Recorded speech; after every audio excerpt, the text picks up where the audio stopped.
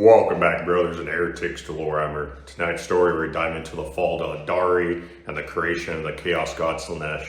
Before we get into the madness, be sure to like, comment any videos and topics you want to see in the future. Be sure to subscribe for the Emperor.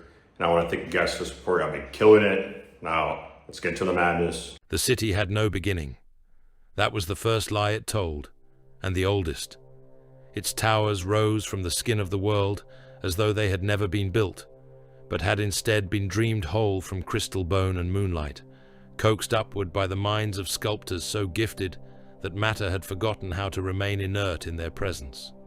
Spires of living wraith glass curved into the velvet of the upper airs, each impossibly slender, each webbed with balconies grown like petals from a single stem.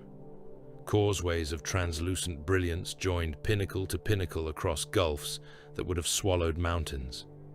Beneath them floated pleasure barges shaped like predatory flowers, their hulls pearled with soul light, their wake scattering fragrances and song into the sky lanes. Rivers moved through the city in luminous suspension, flowing above plazas rather than through them, alive with silver fish that sang in harmonies too fine for any lesser species to hear. Psychic gardens spread between, the terraces in great dreaming carpets, every blossom opening not to sun or season, but to mood. They blushed crimson at laughter, silvered at grief, and darkened to the purple of bruised flesh when anger passed near. Above it all, the stars burned in ordered majesty. Below, the Aeldari mistook themselves for eternal. Arhathir stood upon the command dais of his war skim and watched the city come to meet him with all the indifference of a lover long since bored. The vessel glided along a lane of light, reserved for the high bloodlines, escorted by a brace of needle-winged fighters whose engines left no smoke, no heat haze, only ripples in the air like silk being stroked the wrong way. The war skim itself was still wet with battle, not in any crude or primitive sense. There was no gore upon its prow, no smoke purring from rent housings. Its surface remained smooth and luminous, a crescent of blue-white grace. Yet the spirit crystals buried in its flanks still held the memory of slaughter, and every so often a pulse of ghostlight ran beneath the hull where enemy souls had burst against its shield fields and been annihilated. He had returned victorious. Again. The campaign beyond the rimward nebulas had been flawless, if such a pallid word could be applied to so precise an art. The insurgent breed upon the ash worlds had raised engines of metal and spite against his father's client sectors. They had hidden beneath continental trenchworks and fortress cities of vulcanized stone. They had summoned voidcraft from their moons. They had prayed to machine spirits that did not answer. Arhathir had broken them in 12 days. His hosts had descended in burnished silence. Lances of coherent sunfire had cawed through mountain redoubts. Choir seers had opened the minds of the foe and filled them with such ornate terror that whole armies had slain themselves rather than await the Aeldari advance. The god machines he had brought to bear were things of elegant cruelty, all curving limbs and mirrored helms, striding through bombardment like dancers through rain. The dead of the enemy had lain in drifts from horizon to horizon, bones vitrified where the heat of his wrath had touched them, minds shrieking into the Empyrean as their bodies spilled open beneath monomolecular storms. He had felt nothing. That was the taint upon victory. Not blood, not smoke, emptiness. His helm had long since unlocked and folded away into the gorget of his armor, leaving his face bare to the perfumed high air as the city's docks unfurled to receive him. Tall and austere, pale as carved moonstone, his features were untouched by war, save for the red ember light that smoldered in his eyes. He should have felt the old exaltation. Once, battle had been a blade drawn across the spirit, sharp enough to wake joy. Now, each conquest seemed only a repetition of the last. Each enemy broke in the same way. Each scream bent to the same note. Each death was another jewel, in a crown so laden that it had ceased to glitter. A voice came from behind him, soft, and amused. "You wear triumph as though it were a funeral robe, Arhathir." He did not turn at once. "Perhaps it is." The speaker laughed. Lord Eslarain, cousin to his house and patron of 3 sensation circles within the upper terraces, stepped beside him in robes of liquid black, threaded with captive starlight. His smile was bright, cruel, and entirely untroubled. "You annihilated a system and returned displeased? Shall I have poets flensed for your comfort? Or perhaps we should send you a world yet unblooded, that your boredom might taste novelty." Novelty. Arhathir let the word rest upon his tongue, as though judging a wine gone sour. "The galaxy is exhausted. There is no novelty left in conquest. Then do not seek it in conquest." The docks opened beneath them. Choirs rose in greeting from invisible galleries. Thousands waited in robes of scintillant color, masks of gem and ivory, skin painted in inks that shifted with their pulse beats. They had come to welcome him and to feed upon the tale of his return. Arhathir looked down at them and saw Carrion adorned for festival. The feast began before his war skim had fully settled. Terraces unfolded in layers across a vast star mirror basin, where the sky reflected upward from beneath, making it seem as if the revel was suspended between twin firmaments. Servitors of thought-grown crystal moved among the guests, pouring narcotic nectars and arranging platters of flesh fruits, dream spores, and translucent meats carved from beasts that had never lived beyond an artist's imagination. Musicians stood within spheres of hovering glass, drawing impossible sounds from strings spun out of force fields and tensioned light. Every note carried with it a psychic aftertaste. Every harmony brushed the mind. The feast was not content merely to be seen and heard. It insisted on being felt within the marrow. Arhathir moved among the nobles like a blade sheathed in silk. They praised his war. They praised the efficiency of his kill ratio. They admired the way one rebel citadel had been translated inside out by gravitic inversion, its garrison turned to a rain of wet fragments across the desert. They spoke of the matter with the languid hunger of connoisseurs discussing rare spice. "The crude species at the rim breed terror too bluntly," said one noble in a helm of living feathers. "Their screams crack rather than sing." "Then one must educate them before ending them," another replied. "There is no virtue in waste." A third, old by the standards of beauty, and therefore made all the more terrible by the perfection of his features, lifted a goblet of shimmering violet. "Pain must become language if it is to hold art. Mere death is a peasant's punctuation." They laughed. Another circle nearby debated the merits of nerve harps made from still living captives against the vogue of execution labyrinths, where condemned souls were permitted to wander through engineered fear for days before the final blow. Their tone was administrative, almost scholarly. One might have mistaken them for merchants haggling over trade concessions, had their subject not been the most refined methods by which agony could be stretched into aesthetic achievement. Arhathir drank and felt the liquor move through him like warm poison. The revulsion did not come cleanly. That was what shamed him. Some part of him understood the attraction.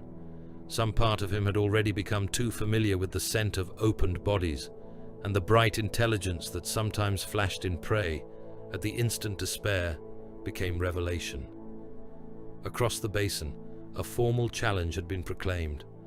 The crowd shifted with eager delight. A dais of pearl-white crystal rose from the mirror lake. Upon it stood a condemned male, shackled not by any material restraint, but by invisible psycho-reactive force that held him upright and still. He wore the remnants of a courtier's attire.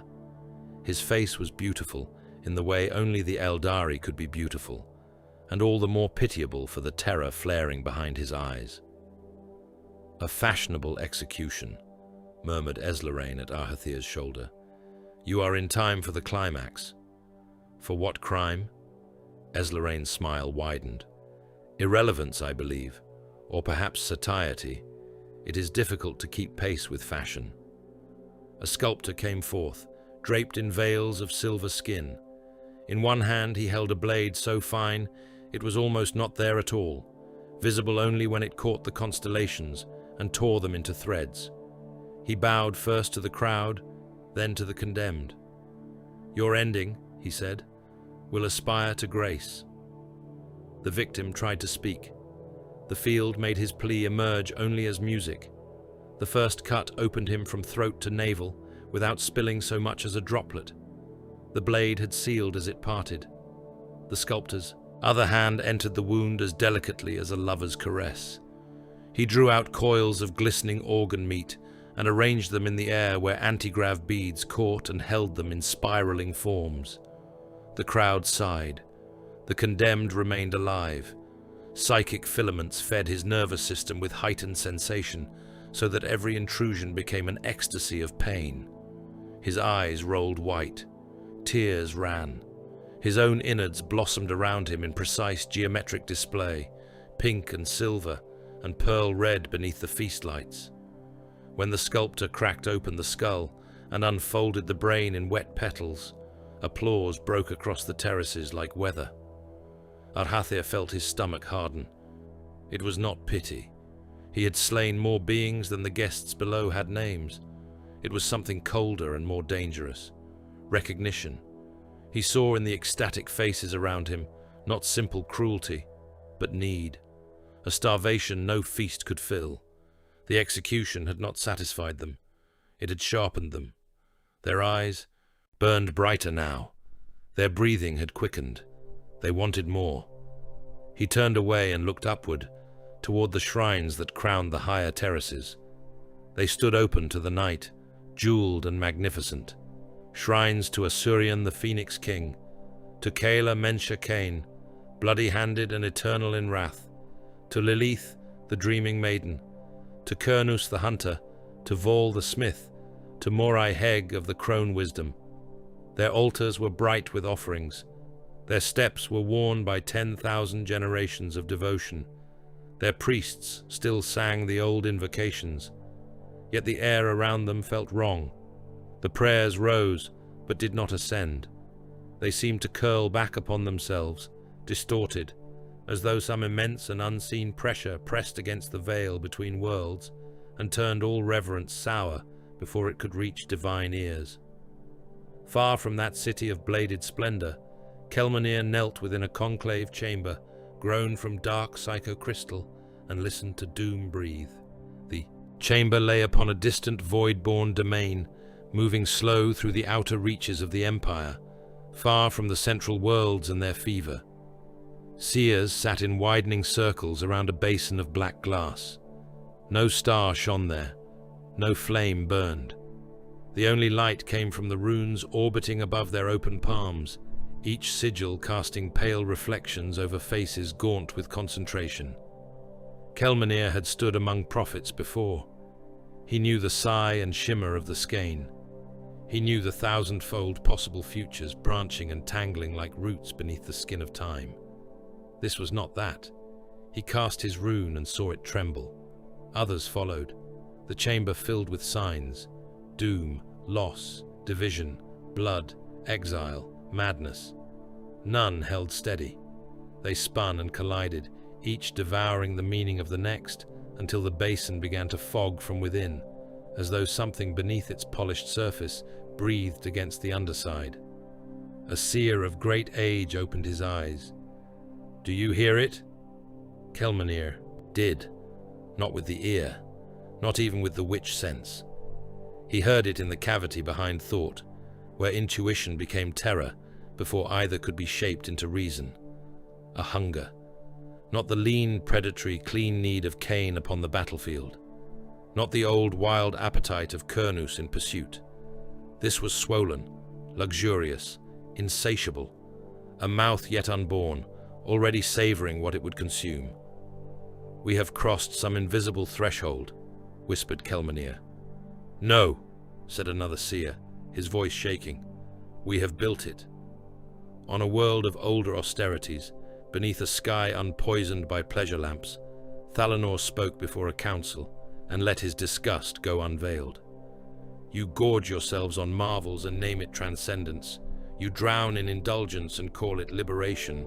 The old disciplines are not chains, they are the walls around a furnace. Break them, and do not act astonished when the fire leaves its hearth and consumes the house. The nobles arrayed before him sneered openly. Their garments were rich beyond reason, their bodies perfected, their eyes bright with all the arrogance of an age that had never met consequence. Listen to him, one mocked, a keeper of dust and silence. A slave to dead gods, said another. A coward, said a third. He fears the fullness of being. Thalanor's face did not change. I fear rot. I fear a people so drunk on their own brilliance that they no longer know reverence from appetite. They dismissed him with laughter.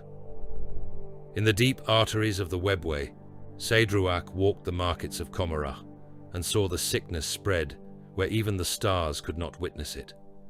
Portals yawned into impossible avenues lit by soul lanterns and the bottled lightning of captive storms.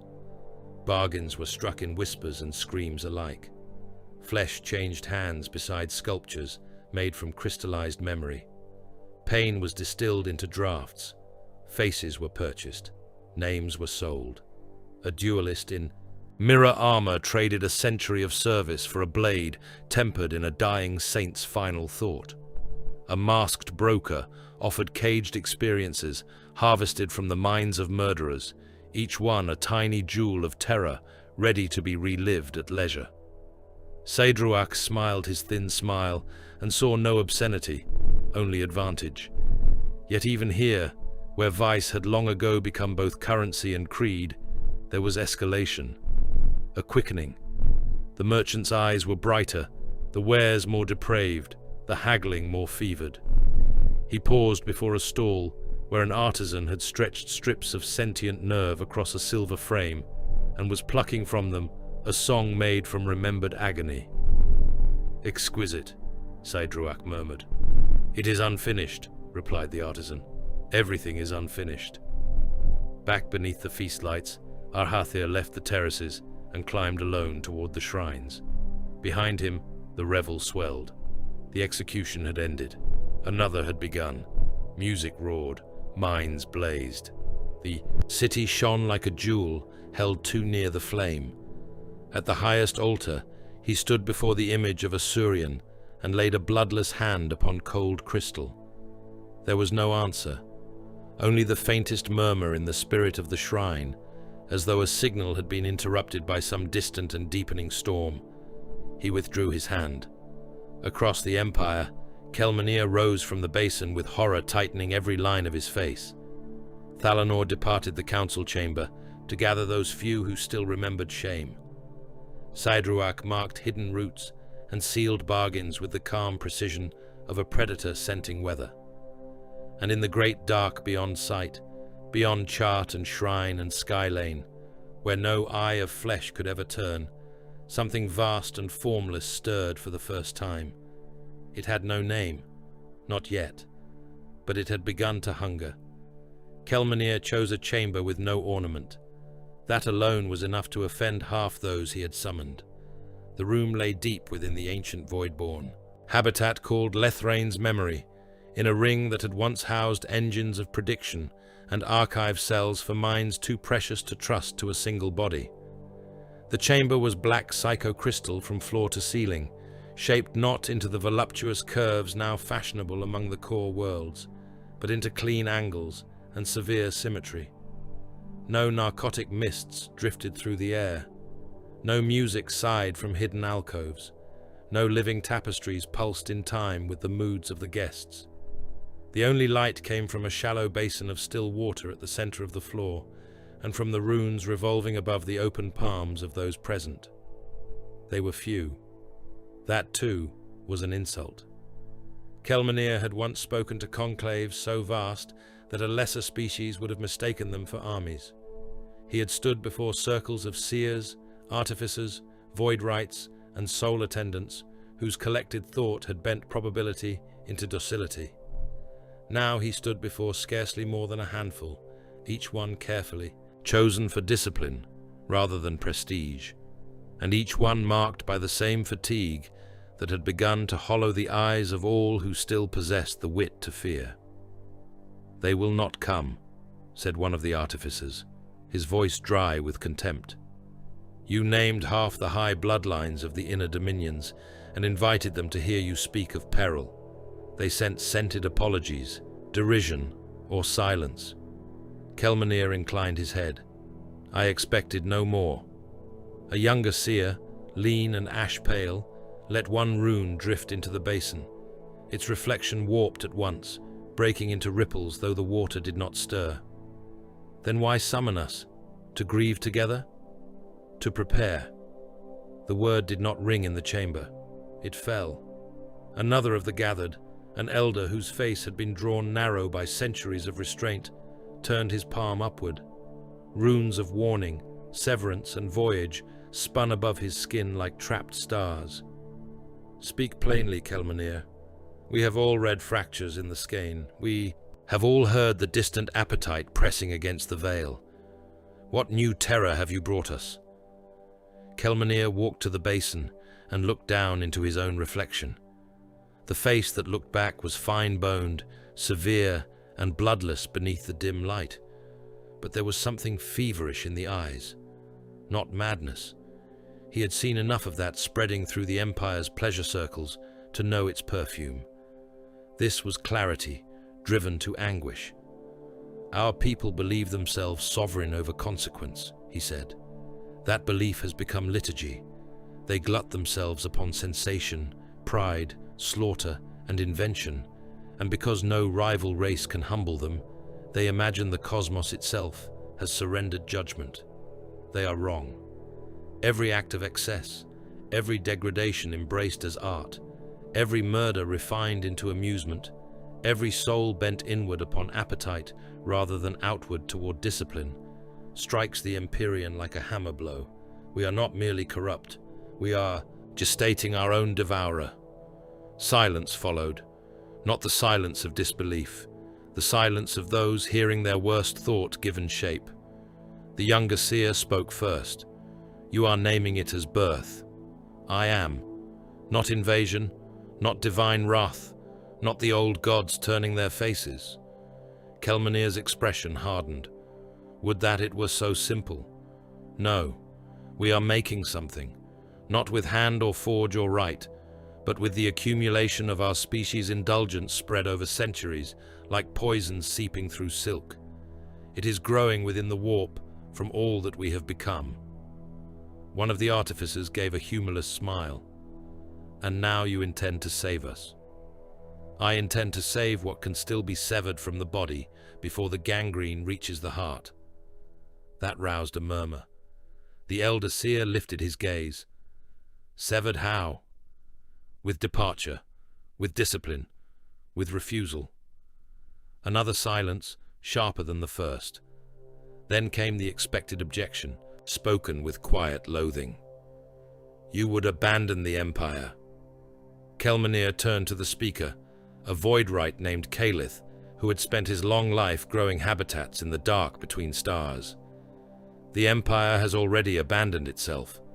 I would preserve memory, craft, bloodline, and soul where preservation is still possible."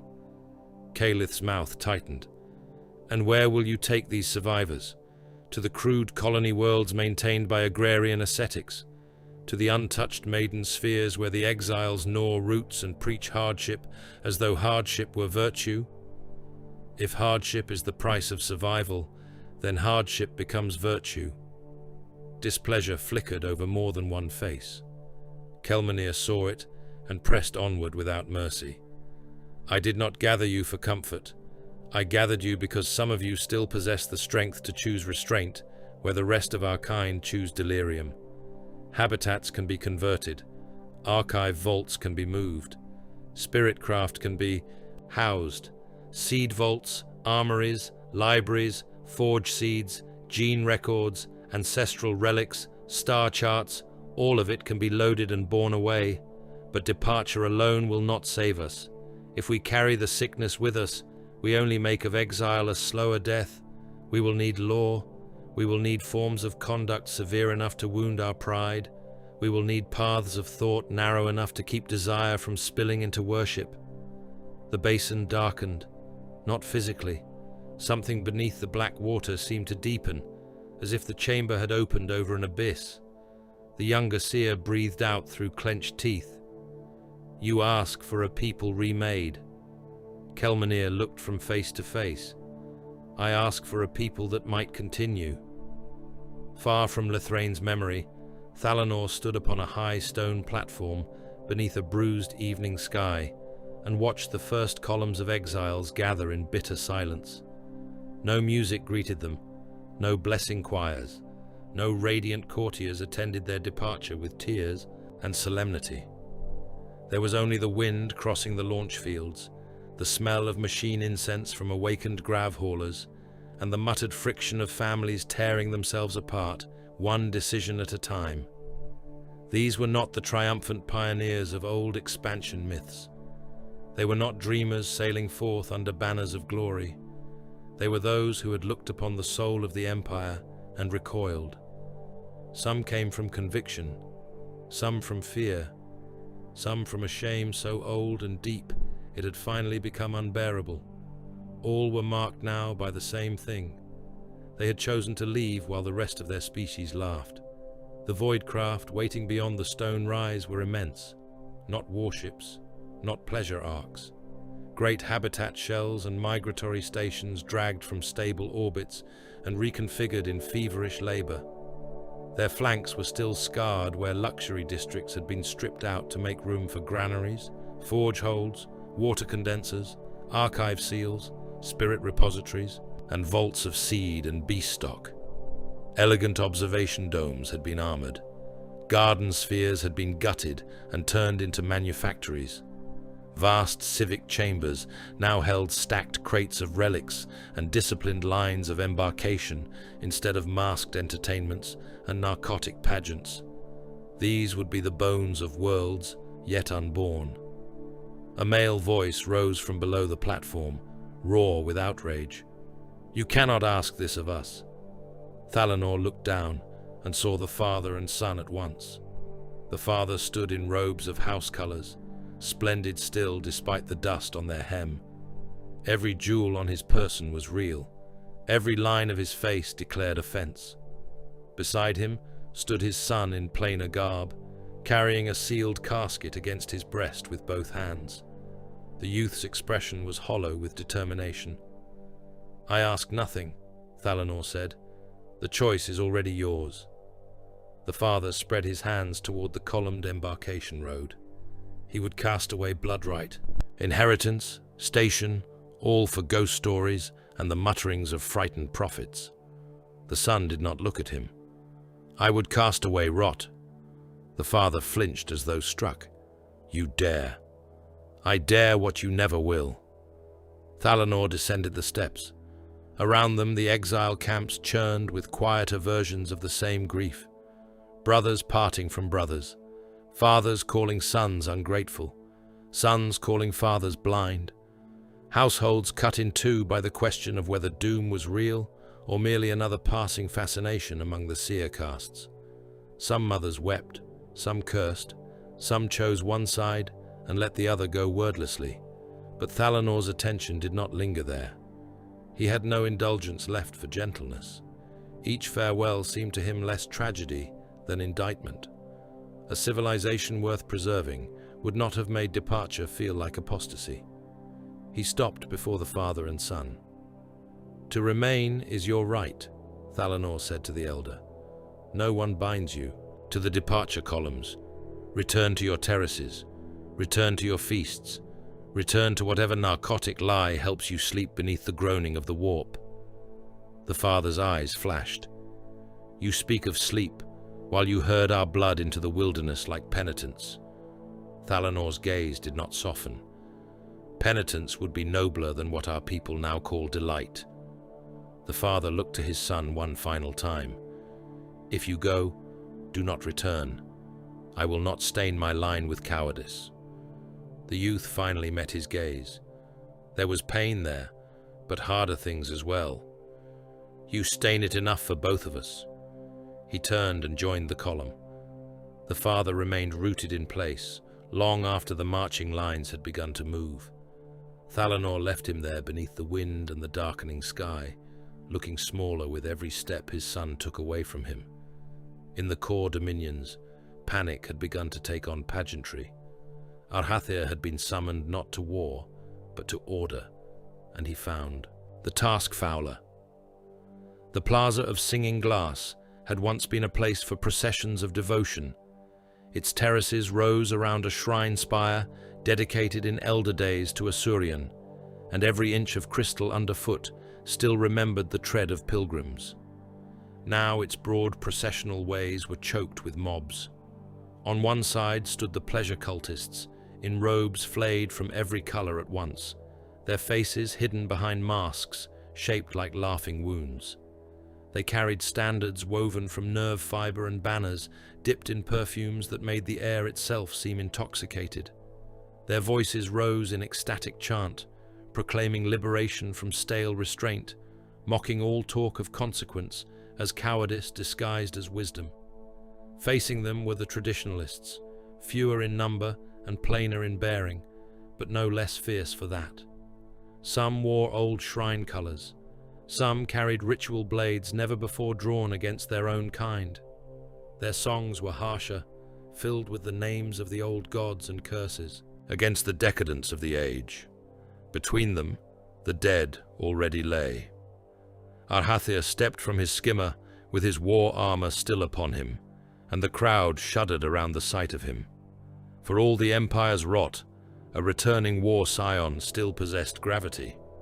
His helm hung mag-locked at his hip. His face was bare and cold. Light bent along the edges of his spear, as though unwilling to touch it directly. A functionary hurried to him, breathless with fear. "Lord Arhathir, the high circles require that you discourage panic."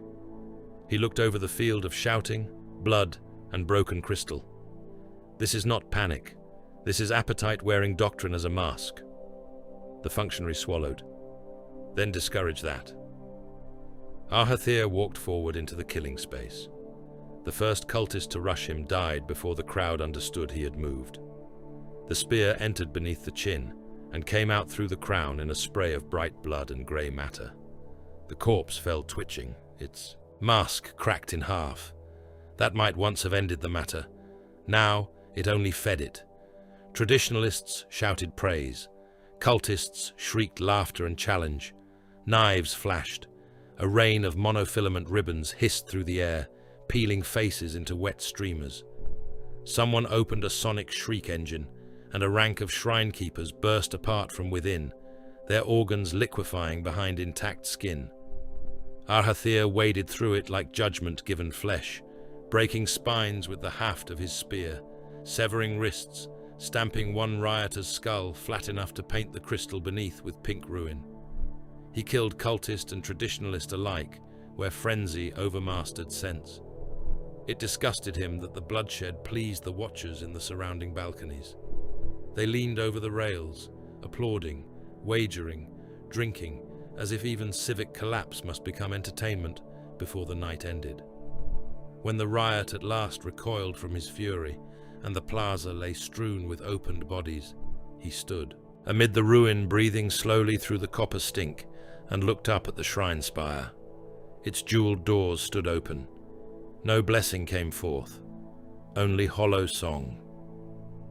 In the hidden arteries of the webway, Saedruak bought futures with the same calm precision other lords spent on perfumes. He moved through chambers lit by captive suns, through market cities where every archway concealed a bargain, and every bargain concealed a knife. Word of unrest in the core dominions had already reached Comorra and the surrounding ports, but here it did not inspire fear so much as speculation. Routes would close, strongholds would be abandoned, holdings would come cheap from those desperate enough to think wealth still mattered. Saedruak intended to ensure they sold to him. He acquired docking rights in half-forgotten transit vaults. He purchased title to hidden anchorages whose existence had once been worth small wars. He bribed gatekeepers, blackmailed cartographers, and took quiet. Possession of sealed arteries that linked minor ports to deeper and more defensible reaches. Whole districts changed ownership by the hour. Old lineages, drunk on their own permanence, did not yet realize how swiftly permanence could be auctioned off. At one port of black iron and soulstone, a trembling noble pressed a palm to the transfer crystal and asked, "Do you truly believe matters are so dire?" Sidruak's smile never reached his eyes. "I believe that those who ask such questions after the blade has touched their throat deserve the answer they are about to receive." The noble signed at once. Back in the void between worlds, the first migration fleets assembled under mockery.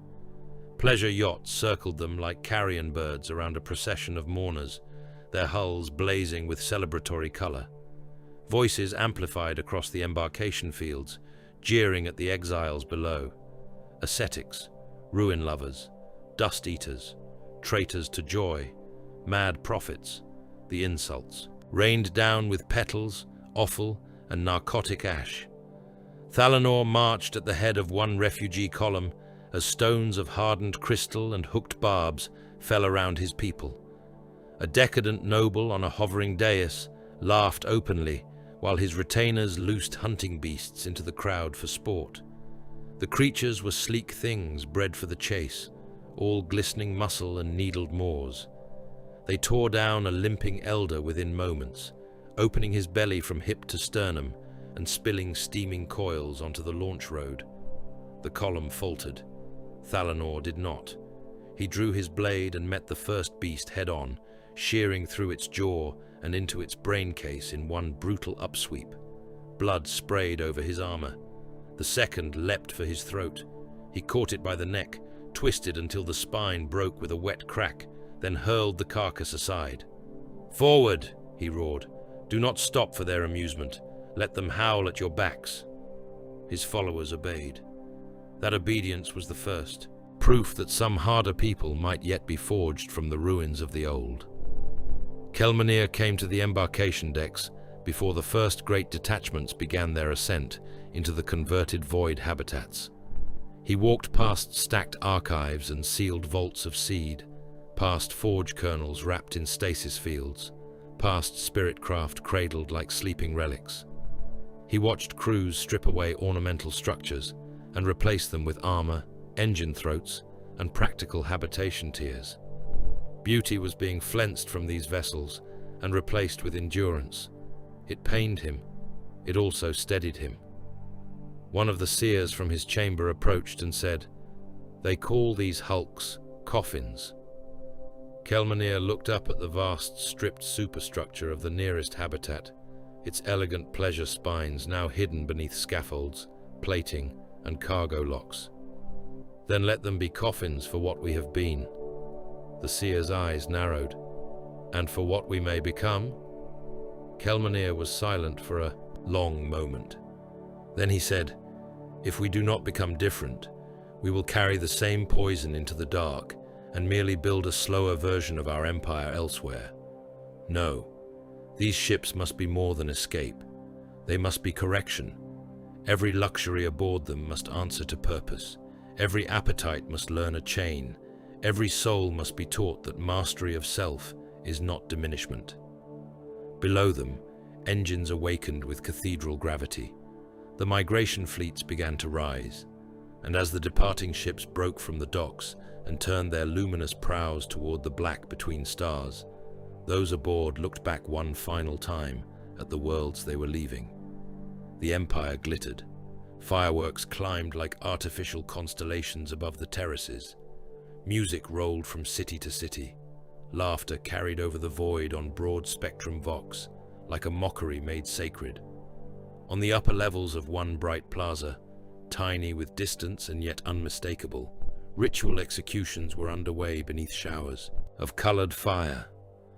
The exiles watched their civilization celebrate its own damnation, and no one aboard the rising fleet spoke. By the time the gardens began to drink blood openly, no one of consequence pretended the old empire could be recalled to sanity. Its center had turned inward entirely. The stars still obeyed. The webway still opened at a gesture or a thought. The old engines still sang, and the war hosts of the Aeldari remained terrible beyond the comprehension of lesser species. Yet power had ceased to face outward.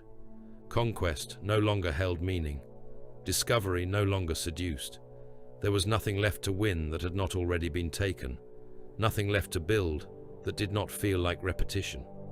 So the Empire fed upon itself with all the inventive hunger it had once spent upon the galaxy. Art became dissection. Dueling became butchery. Slaughter became liturgy. In the inner dominions, masked audiences gathered beneath canopies of woven light to watch blades open living. Flesh in mathematically perfect spirals, while choirs translated the screams into layered harmonics. Sculptors ceased to trouble themselves with stone or living crystal, when muscle and tendon could be arranged into more responsive forms. Poets staged recitations inside chambers where the condemned were slowly flensed by invisible filament storms, the changing pitch of their agony used as meter. The blood spilled from noble veins was no longer cause for outrage unless the pattern of its spilling lacked imagination. Every transgression, once committed in secret and named shameful by those old enough to remember shame, had become fashion. Then philosophy. Then appetite so absolute that those who indulged it no longer understood themselves to be fallen. They believed they had merely gone farther than the timid. Arhathir stood among them and felt the corpse-cold truth at last. The salon occupied the upper chambers of a tower grown from black wraithbone, shot through with veins of luminous gold. Its windows looked out over terraces of impossible beauty, yet no guest cared for the city below. All attention gathered inward. Lamps of caged soul fire hovered above reclining circles of nobles and savants. Perfume lay heavy as narcotic mist. Servitors moved with noiseless grace, bearing platters of translucent organs harvested from engineered beasts, whose nerves remained alive long enough to preserve the taste of terror in the meat. Every voice around him was low, cultured, and hideously serene. A philosopher in lacquered white held a goblet of shimmering blue and said, "Pain is wasted on those who do not know how to shape it. The lesser breeds have always erred by treating torment as crude instrument rather than language. The highest refinement is not cruelty itself, but the composition of cruelty." Across from him, a duelist whose fingers were ringed in mono-edged silver smiled with calm delight. Composition alone is no longer sufficient. One must seek dissolution, to feel without limit, to exceed the architecture of the self until sensation becomes revelation. Revelation of what? Arhathir asked. The others turned toward him, pleased that the returned war scion had deigned to join discourse. The philosopher inclined his head. Of freedom. Freedom, Arhathir repeated, and heard how dead the word sounded in that chamber. Another noble, older and more terrible for his beauty, leaned forward. "You have been too long in the clean simplicities of war. Out there, a blade still means what it meant in elder ages.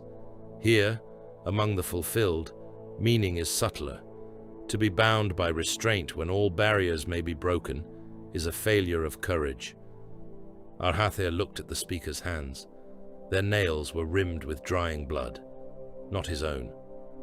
"And when all barriers are broken," he said, "what remains?" A ripple of laughter moved through the room. The duelist answered for them all. More. It was not a jest. That was the horror of it. No irony softened the word. No self-knowledge marred it. More was the creed entire. More sensation, more extremity, more violation of body, soul, custom, and sanctity. The old gods had become decorative references in the mouths of creatures who no longer feared any judgment outside themselves. Arhathir saw then that these males did not merely pursue excess. They worshipped limitlessness itself. Appetite had become metaphysics. From the chambers below rose applause. The salon host smiled. "Another offering in the lower court. "You should watch Arhathir. It is exquisite." He went because refusal had begun to mark one as suspicious. He went and stood upon a balcony of smoked crystal, while the lower pleasure garden unfolded like a jeweled wound beneath him. Trees of silver leaf trembled in a warm night wind. Pools reflected constellations that did not exist. Along the pathways, masked attendants lit braziers whose flames burned green and violet. At the center of the garden, bound upright in a lattice of psycho-reactive force, stood a pair of duelists who had once belonged to the same bloodline. Brothers. The herald named their grievance in a voice smooth as silk. One had offended the other by refusing invitation to a closed rite of sensation. That refusal had been interpreted as insult, then as moral condemnation, then as challenge.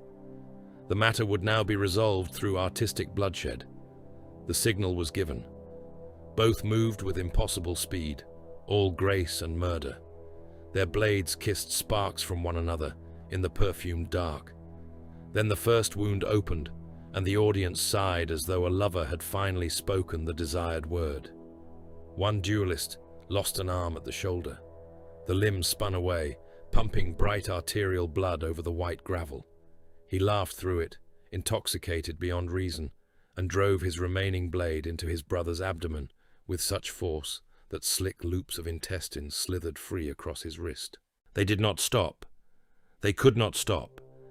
Even after one had been disemboweled and the other's face split from brow to jaw, they went on carving each other apart, while the assembled nobility watched with shining eyes and argued over which ruin possessed the more compelling rhythm.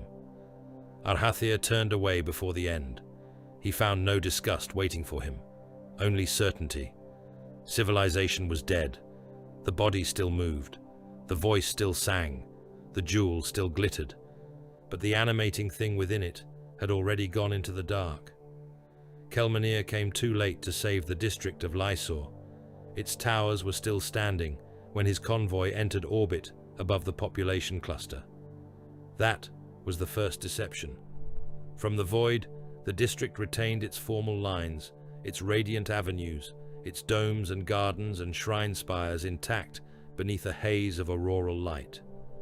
He allowed himself the smallest motion toward relief. Then the augers sharpened. Vox traffic resolved. Thermal readings bled across his display. The city below was not living. It was convulsing. His lead skimmer descended through smoke that smelled not of industry or battle, but of narcotic resins, scorched meat, and burst psycho-reactive crystal. At street level, the silence lasted all of 3 heartbeats before it broke under the weight of screams. Bodies lay everywhere, not battlefield dead, not cleanly slain. They had been opened by intimates, faces hacked apart in frenzy, bellies ripped from navel to sternum, hands severed and nailed to shrine doors. A pleasure boulevard had become a charnel trench where hundreds of corpses had been dragged into patterns only madness could have intended. The blood had run along the gutters in black-red streams, thick enough to clot into lacquer. His escort advanced in disciplined formation, helms sealed, witch scents hooded as best they could manage. Even so, the city clawed at them. There was psychic residue everywhere. The stones remembered ecstasy and terror in equal measure. Whole walls throbbed with the last impressions of minds broken in the instant of death. They found survivors. A father crouched in the remains of a garden pavilion, rocking beside the flayed corpse of his son and singing an old cradle hymn in a voice stripped raw. A gang of shrine vigilantes had barricaded a square with sculptures and torn limbs, their armor painted in devotional sigils beneath layers of fresh blood. They opened fire on Kelmanir's convoy, mistaking rescue for defilement. His escorts cut them down in flashes of pale sunfire, leaving headless bodies slumping against altars to gods who did not answer. In the central transit district, the true scale of the butchery revealed itself. Whole embarkation queues had been trapped between rival mobs. Pleasure cultists, moral purists, private enforcers of noble houses, ecstatic gangs fed on narcotic rites, all had met there and slaughtered one another until the paving stones disappeared beneath meat. Kelmanir walked among the dead and understood with a numb precision that no evacuation remained possible. He had not come to save a city. He had come to witness what happened when kin turned upon kin without even the excuse of necessity. A seer at his side stiffened suddenly. "What do you hear?" Kelmanir asked. The male's eyes were wide and wet. "Not hear, taste." Then another seer cried out as something invisible raked across his mind. Far above them, beyond smoke and fire, the veil shivered. Kelmanir felt it too. Not a single mind breaking, not a local corruption, a pressure, a vastness assembling itself from innumerable degradations, every murder and exquisite violation becoming one more pulse in some impossible embryonic heartbeat. "Withdraw," Kelmanir ordered. No one argued. They fled Lhaisor while behind them the city continued devouring itself. In Commorragh, Saedruak watched the ruling interests become honest at last. Not honest in speech. Never that. Commorragh had long ago elevated deception into art finer than sculpture or blade work. But honest in appetite, honest in survival. Whatever decorative manners had once softened the politics of the hidden city were falling away. The lords of the deeper ports no longer spoke of stewardship, prestige, or mutual inheritance. They spoke of admissibility, who was worth saving, who could be sealed outside, which districts would remain provisioned when the outer arteries closed, which bloodlines possessed enough useful assets to merit entry into defended sanctums when the tremors spreading through the empire finally reached full convulsion. Saedruak sat at a long black table beneath a ceiling where imprisoned storms twisted against one another in silence. Around him, other powers of the hidden city weighed populations as though discussing cargo manifests. "This cluster is tainted by cult contagion," said one masked lord. "Seal the gates and let them drown in their own shrieking."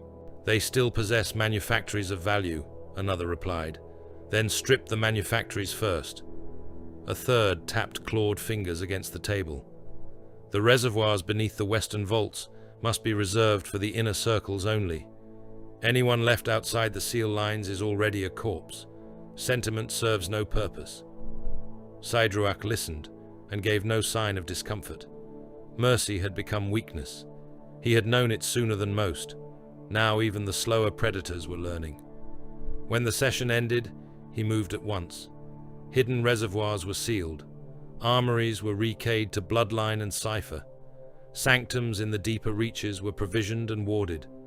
Port rights once sold with easy confidence were revoked under armed guard. The unprepared would curse him. The excluded would call him butcher. They would not be wrong. On the maiden world called Elathor, the sky was too large and the ground too unforgiving for delusion to live long. Thalanor made certain of that. The first months broke nobles faster than they broke artisans. Hands once accustomed only to ceremony split open on rope, tool haft, and plough grip. Backs bent beneath loads no grav servitor bore for them. Soft-palmed philosophers vomited in the mud after a day spent trenching irrigation channels under a burning white sun. Dreamers who had imagined exile as a sad but picturesque simplification of life learned instead that survival demanded blisters, calluses, hunger, and obedience. Thalanor gave them all work. No bloodline exempted a male from hauling stone. No refinement excused him from butchering stock, cutting timber, or standing armed watch through the black hours when unfamiliar beasts prowled the thorn forests. Those who refused were beaten, and if they persisted, cast out beyond the perimeter to discover whether philosophy warmed the night. "Labor is not punishment," Thalanor told a line of shivering former courtiers as they strained to raise a storm wall from fitted blocks. "It is the first honest prayer many of you have ever spoken." One collapsed. Thalanor hauled him upright by the hair and thrust a tool back into his hands. "Bleed, then work. The world does not care which you do first." harshness saved them. That was the bladed truth beneath all his cruelty. Here there were no balconies full of applauding degenerates, no narcotic choirs, no salons where murder passed for wit. The maiden world recognized only toil, weather, discipline, and the old compact between living hands and stubborn soil. In that severity, some fragment of the Aeldari might yet be made clean enough to endure. Yet even here, the Empire's sickness reached after them. Some nights, settlers woke shrieking from dreams in which jeweled mouths whispered from the dark. Some laughed while they wept. Some walked into the thorn wastes and were found at dawn flayed by their own hands, faces frozen in bliss, so obscene the corpse watchers turned away. Back among the central worlds, the outbreaks worsened. Possessions spread in whispers first, then in screams. A singer in a temple court opened his mouth and vomited a swarm of living shadows that chewed through the eyes of the congregation. A painter locked himself inside his atelier and emerged wearing his own skin turned inside out, yet continued speaking in a voice not his own about joy beyond reason. Whole circles of nobles gathered in plazas and leapt from spires together, laughing until the impact burst them across the paving in red crowns and white shards of bone. Others hacked sigils into their flesh and danced until their feet wore down to gristle. Gangs formed, not for territory, but for style of massacre. Vigilantes answered them. Cult enforcers answered both.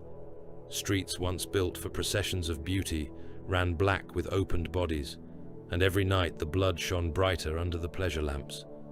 Arhathir walked those streets with armed retainers, and finally understood that there was no empire left to defend, only districts of the dead not yet aware of their condition. He stood over a crossroads where three separate factions had torn one another to gobbets and pulp. One corpse still twitched, its chest cavity peeled open to the spine. Another hung from a broken arch, with his tongue nailed to his own brow.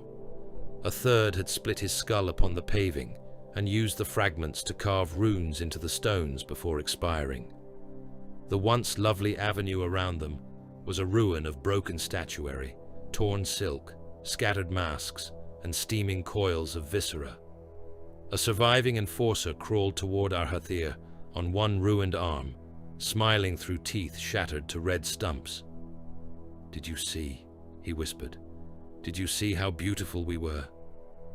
Arhathir put his spear through the male's throat and felt nothing except a tightening certainty that all prayers now rose into the same hungry dark. Kelmanir returned to the conclave chamber on Lithrain's memory, with blood still, drying in the seams of his armor and the stink of Lysor in his lungs. The seers were already gathered around the black basin. No one spoke when he entered. They did not need to. Terror had ripened past language. Runes spun. The water darkened. Beneath its polished surface, something moved. The strongest seer among them, an elder whose discipline had held firm through every prior augury, leaned forward until his reflection merged with the abyss below. His breathing quickened. His fingers clawed at the edge of the basin hard enough to leave blood. Kelmanir stepped toward him, but too late. The seer screamed, not in fear, in recognition. Both his hands flew to his face. His nails drove into his own eyes with wet force. He tore them out and cast them into the basin, where they vanished without a ripple. Blood ran down his cheeks in black-red streams. The others recoiled, some reaching for him, others frozen by the psychic backlash flooding from his mutilation. He turned his ruined gaze upon Kelmanir. In a voice that was almost reverent, he whispered the title of the thing swelling in the warp from the collective filth of their species. She Who Thirsts. The war that came for the fleeing did not descend from alien stars. No crude empire rose from the void to challenge the departing fleets. No lesser species, swollen with brief ambition, sought to seize the relic hoards and archive vaults being borne away from the heart of Aeldari dominion. The hunters who came were kin, blood of the same ancient empire, heirs to the same doomed brilliance. They arrived beneath standards still bright with noble heraldry, in ships whose hull lines spoke the same refined language as the vessels they pursued, and they named the exiles cowards for choosing departure over ecstasy. They said the relics belonged to the Empire. They said the souls housed in spirit vaults belonged to the Empire. They said the fleeing had no right to carry away memory, ancestry, and sacred art, while the inner world still blazed with life. It was a lie wrapped around another lie. The Empire had become too diseased to preserve its own inheritance, and all who spoke most loudly of stewardship now hungered only to keep wealth, beauty, and bloodline from leaving their reach. Kelmanir saw the first hunter host emerge from shimmer space like polished knives entering silk.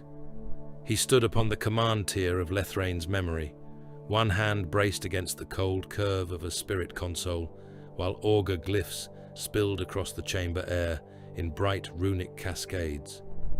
Around him, disciplined crews worked in exhausted silence. The great void habitat groaned through its bones as converted engines drove it deeper into the dark. Every new pulse of the drives a reminder that this had once been a pleasure ring and was now becoming something else through force of need. Beyond the broad crystalline screens, the migration fleet moved in scattered majesty, stripped habitats, archive arcs, escort cruisers, siege ships, and spirit carriers, their hulls still too ornamental for war and too laden for flight. Ahead of them hung the dying orbital ring of Ithoriel Vast. Once it had been the jewel halo of a pleasure world, a vast arc of habitation and transit girdling the planet in an almost complete luminous band. Now whole sections burned. Vox casts from the surface below broke up into shrieks, riot chants, ecstatic hymns, and the static-ripped howling of panic. Billions still filled the world beneath, and from orbit their torment was visible as a bruise of light. Festival pyres burned beside districts under bombardment. Pleasure towers still glittered, while spires collapsed in slow, fiery ruin. The ring itself rotated through the smoke-hazed heaven like a broken crown. The hunter host had chosen its ground well. One of Kelmanir's Voidseers stepped close, pale face hard with contained dread. "They are broadcasting challenge cant. Let us hear it." The chamber darkened as the external signal was given voice. It came not as barbarous threat, but as cultured indictment. Lethrain's memory and its attendant migration assets. By authority of the inner blood courts and the preservational claims of the elder houses, you are ordered to halt, submit your archives for lawful sequestration, yield your spirit vaults to ordained keepers, and permit the inspection of all cultural relic hoards presently in transit. You flee with the property of a living empire. Turn back, and judgment may yet be merciful. A bitter smile touched Kelmanir's mouth. "There is the mercy of the age," he said. "A blade offered hilt first, so that one may admire its artistry before the cut." The Voidseers awaited command. Kelmanir looked again to the hunter host, spreading into elegant attack formations beyond the orbital ring. Their lead vessels were crescent sleek and predatory, their flanks alive with shield sheen. Void fighters detached in swarms. Between the capital ships strode the tall outlines of psychomatons caged within launch bays, spirit-guided war forms waiting to be translated into battle. He knew those silhouettes, knew the disciplines required to command them, knew as well that the fleets hunting him had not been assembled in desperation by madmen. These were still true heirs of Aeldari warcraft, terrible in precision and without peer among the species of the galaxy. They were also coming to murder their own kind for inheritance. "Signal all columns," Kelmanir said. "Break line. Archive arcs and siege ships steer for the shadow of the ring. Escort elements prepare defensive dispersal. Any captain who still dreams of parley may have his command taken from him now." No one moved to object. The first lances struck before the order had fully spread. Lines of sunfire stabbed across the void in utter silence, only their brightness speaking of annihilation. 2 refugee escorts disappeared in flares so white that the auger screen stuttered. A spirit carrier lost its prow and began to tumble, atmosphere venting in glittering storms. Then the void fighters came, scything among the fleet in razor formations, launching coherent pulse bursts that punched through engine throats and shield seams with contemptuous ease. Lithrane's memory shuddered as its defense lattice woke. Return fire lanced from hastily armored emplacements, not with the exquisite timing of true warships, but with the desperate coordination of converted habitats refusing to die. One attacker vanished in a starburst of fragmented crystal and burning souls. Another slewed across the line of fire and split apart, its debris glimmering like a jeweled rain between the fleet and the wounded ring. Kelmanir kept his voice cold.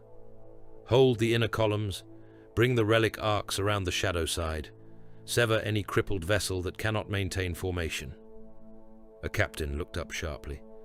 There are thousands aboard the crippled. There are thousands aboard every ship. Cut them loose, or we all become an offering.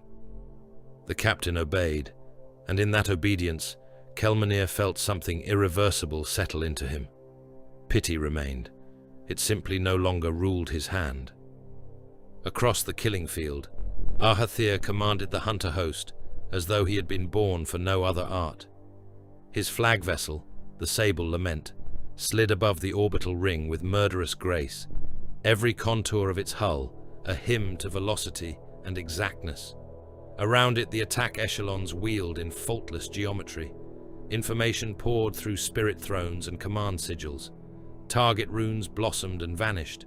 Kill solutions shimmered. The entire battle was a garden of probabilities, and Arhathir moved through it like a gardener with a blade. He wore no helm. He had ceased to care for the ritual comforts of sealed warplate. The bridge light painted his face in pale steel, and his eyes remained fixed on the tactical bloom hanging over the command dais. "They are breaking line to preserve the archives," said his weapons master. "Of course they are," Arhathir replied. "They still imagine memory can be saved without first proving they deserve to bear it." Another officer inclined his head. "The inner courts request minimal damage to the spirit vaults. The inner courts may request whatever words comfort them. Burn anything that resists. Disable only what is tactically convenient." No one on the bridge mistook him for reluctant. The first clean wars had stripped that away. Every pursuit sharpened him and emptied him in equal measure. He knew he was becoming exemplary. He also knew the example was monstrous. "Deploy the psychomatons," he said. Beneath the Sable Lament, launch bays flowered open. War forms fell into the void, long-limbed and elegant, helms smooth as tears, their weaponry unfolding in bright, impossible shapes as gravitic fields caught them. They drifted for one heartbeat in statuary stillness, then surged toward the refugee escorts, ghost-guided and merciless. Sun lances flashed from their palms. One seed ship split from stem to stern, its innards blooming outward in silent petals of machinery, grain vaults, seed canisters, and bodies. A cluster of fleeing transports tried to break for the ring shadow. Arhathir marked them with a gesture. Void fighters dived and cut them to burning halves. Below, the world of Ithoriel Vast screamed unseen beneath cloud and smoke. Its billions rioted in festival frenzy and civic collapse, while above them, their kin erased one another in light so pure it looked holy. The ring took the first glancing strike at mid-rotation. A hunter lance missed its target by less than a ship length and bored through a habitation arc instead. From Arhathir's bridge, the damage looked almost delicate. A thread of brilliance entering the curve of the ring, a pulse of expanding white, then a whole segment peeling open and venting atmosphere. Bodies, market stalls, statuary, and garden matter into space in a widening halo. Tens of thousands died in that instant, perhaps more. No sound reached the ships, only debris and light. "Maintain fire discipline," Arhathir said, though his tone held no outrage, merely annoyance at inefficiency. His sensor master turned. Lord, the refugees are attempting to shelter among the ringworks. Then teach them what shelter means. The sable lament rolled slightly, presenting its ventral batteries. Lances stabbed downward and across, threading between broken ring spires to catch the fleeing craft as they skimmed for cover. Some were holed and tumbled into the atmosphere of the dying world below. Others struck the ring itself and burst against its outer structures in radiant blossoms. Arhathir watched each death and felt the old emptiness deepen. Victory still came. Precision still obeyed. The hunt still concluded with the same cold certainty. Yet with every engagement, another chamber within him seemed to seal shut forever. In the hidden arteries of the webway, Saedruak made war by subtraction. He never named it war. That was for the loud, the theatrical, the sincere. Saedruak preferred corrections, acquisitions, redistributions of vulnerability. While the core dominions bled themselves in void duels and street massacres, he sent swift forces through half-forgotten tunnels and old gate lines, striking loyalist vaults one cycle, degenerates' pleasure sanctums the next, always maintaining the poised fiction of neutrality. He robbed everyone. A shrine cache bearing ancestral psycho-gems vanished from an inner loyalist redoubt and reappeared in one of his private vaults. A pleasure cabal boasting of untouchable immunity woke to find its armories empty and its docking portals overwritten with Saedruak's seal. Transit reservoirs in an outer port city were quietly drained, their water and energy reserves rerouted to deeper sanctums whose lords now owed him gratitude edged with fear. He moved through it all with exquisite calm. At a map chamber of black glass, one lieutenant bowed and said, "The outer settlement at Nalis begs admittance to the inner seal routes. They claim old pact right." Saedruak studied the hollow web of his holdings, each node pulsing with stored resource levels and access ciphers. Can Nalis defend itself? Not for long. Can it enrich us if preserved? The lieutenant hesitated. Marginally. Then deny them. The lieutenant lowered his gaze. They will be butchered. Saedruak's expression did not change. They were butchered the moment they became inconvenient and failed to notice. Orders followed. Gate access revoked. Reservoirs sealed. Armories withdrawn. Outlying districts left with enough hope to remain orderly for a little longer, and not enough strength to threaten the sanctums beneath Comora that Saedruak meant to survive at any cost. The future Dark City was being defined not by proclamation, but by these quiet abandonments. On Elathor, the maiden world stopped being a hardship and became a battlefield. The raiders came at dusk, under a copper sky, their skimmers knifing low over the thorn plains, hulls bright with obscene sigils painted in fresh blood. They had once been Aeldari of the Empire's inner delights. It was still possible to see traces of that perfection beneath the corruption. Their armor was too ornate, their helms too theatrical, their banners too eager to proclaim appetite. Yet their blades were real enough, and the hunger driving them toward Elathor was simple. They had heard of a fresh world untouched by the full fever of the core. They intended to claim it as a new theater for depravity. Thalanor met them at the storm wall his settlers had raised with blistered hands. There was no grandeur to his host, no polished procession of noble war engines. These were exiles hardened by labor, standing in mismatched armor beside work gangs turned militia, artisans gripping rifles, former courtiers with split knuckles and hollowed cheeks, hunters mounted on half-tamed maiden beasts snorting steam in the cold evening air. Yet discipline held them where luxury never could. "Hold until they feel the wall," Thalanor ordered. "Then open them." The raiders came shrieking. Bright lances from the wall took the lead skimmers, blowing them apart in showers of spinning wreckage and torn bodies. Survivors hit the earth at impossible speeds and rose laughing, sprinting through dust with monoblades and hooked spears raised high. They smashed into the wall line like a wave of jeweled murder. One exile lost his face to a filament whip, and fell clawing at the air where his features had been. Another buried an axe in a raider's collar and split chest bone to spine in a spray of black-red blood. Thalanor himself fought where the breach point threatened to open, blade in both hands, chopping through wrist, throat, knee, and skull with a labourer's brutality rather than a court duelist's grace. A raider vaulted the rubble at him, helm antlered in gilded bone, laughing as though battle were a carnival rite. Thalanor let the blow pass his shoulder, stepped inside the flourish, and drove his blade up through jaw and brain. He kicked the corpse free and shouted to his line, "They came for a garden. Give them earth and iron." The exiles answered with a roar, as old as any war cry of the Aeldari. Behind the wall, engine crews turned salvaged defense weapons toward the second wave. The night lit white. Raiders burst apart in light and flying meat. Those who survived the barrage met exile pikes and beast riders in the dust beyond the ditch. When dawn finally came, the Thorn Plain was heaped with corpses and smoking wrecks, and the settlers of Elaithor stood among their own dead with the first hard certainty that they had defended something worth losing blood for. In the void above Ithoriel Vast, the first major battle of the fleeing reached its ugliest truth. The orbital ring, already ruptured in half a dozen places, now served as a graveyard obstacle between the hunted and the hunters.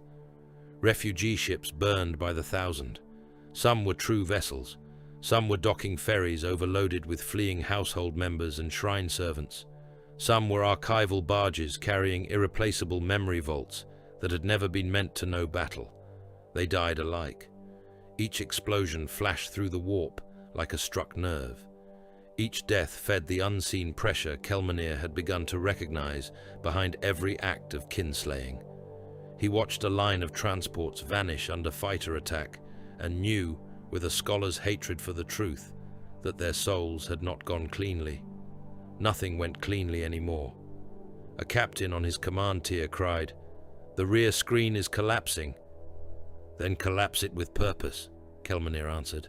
"All escort units, fall back to the archive core. Any vessel that cannot match speed is to jettison memory cargo and run light." "Jettison the archives?"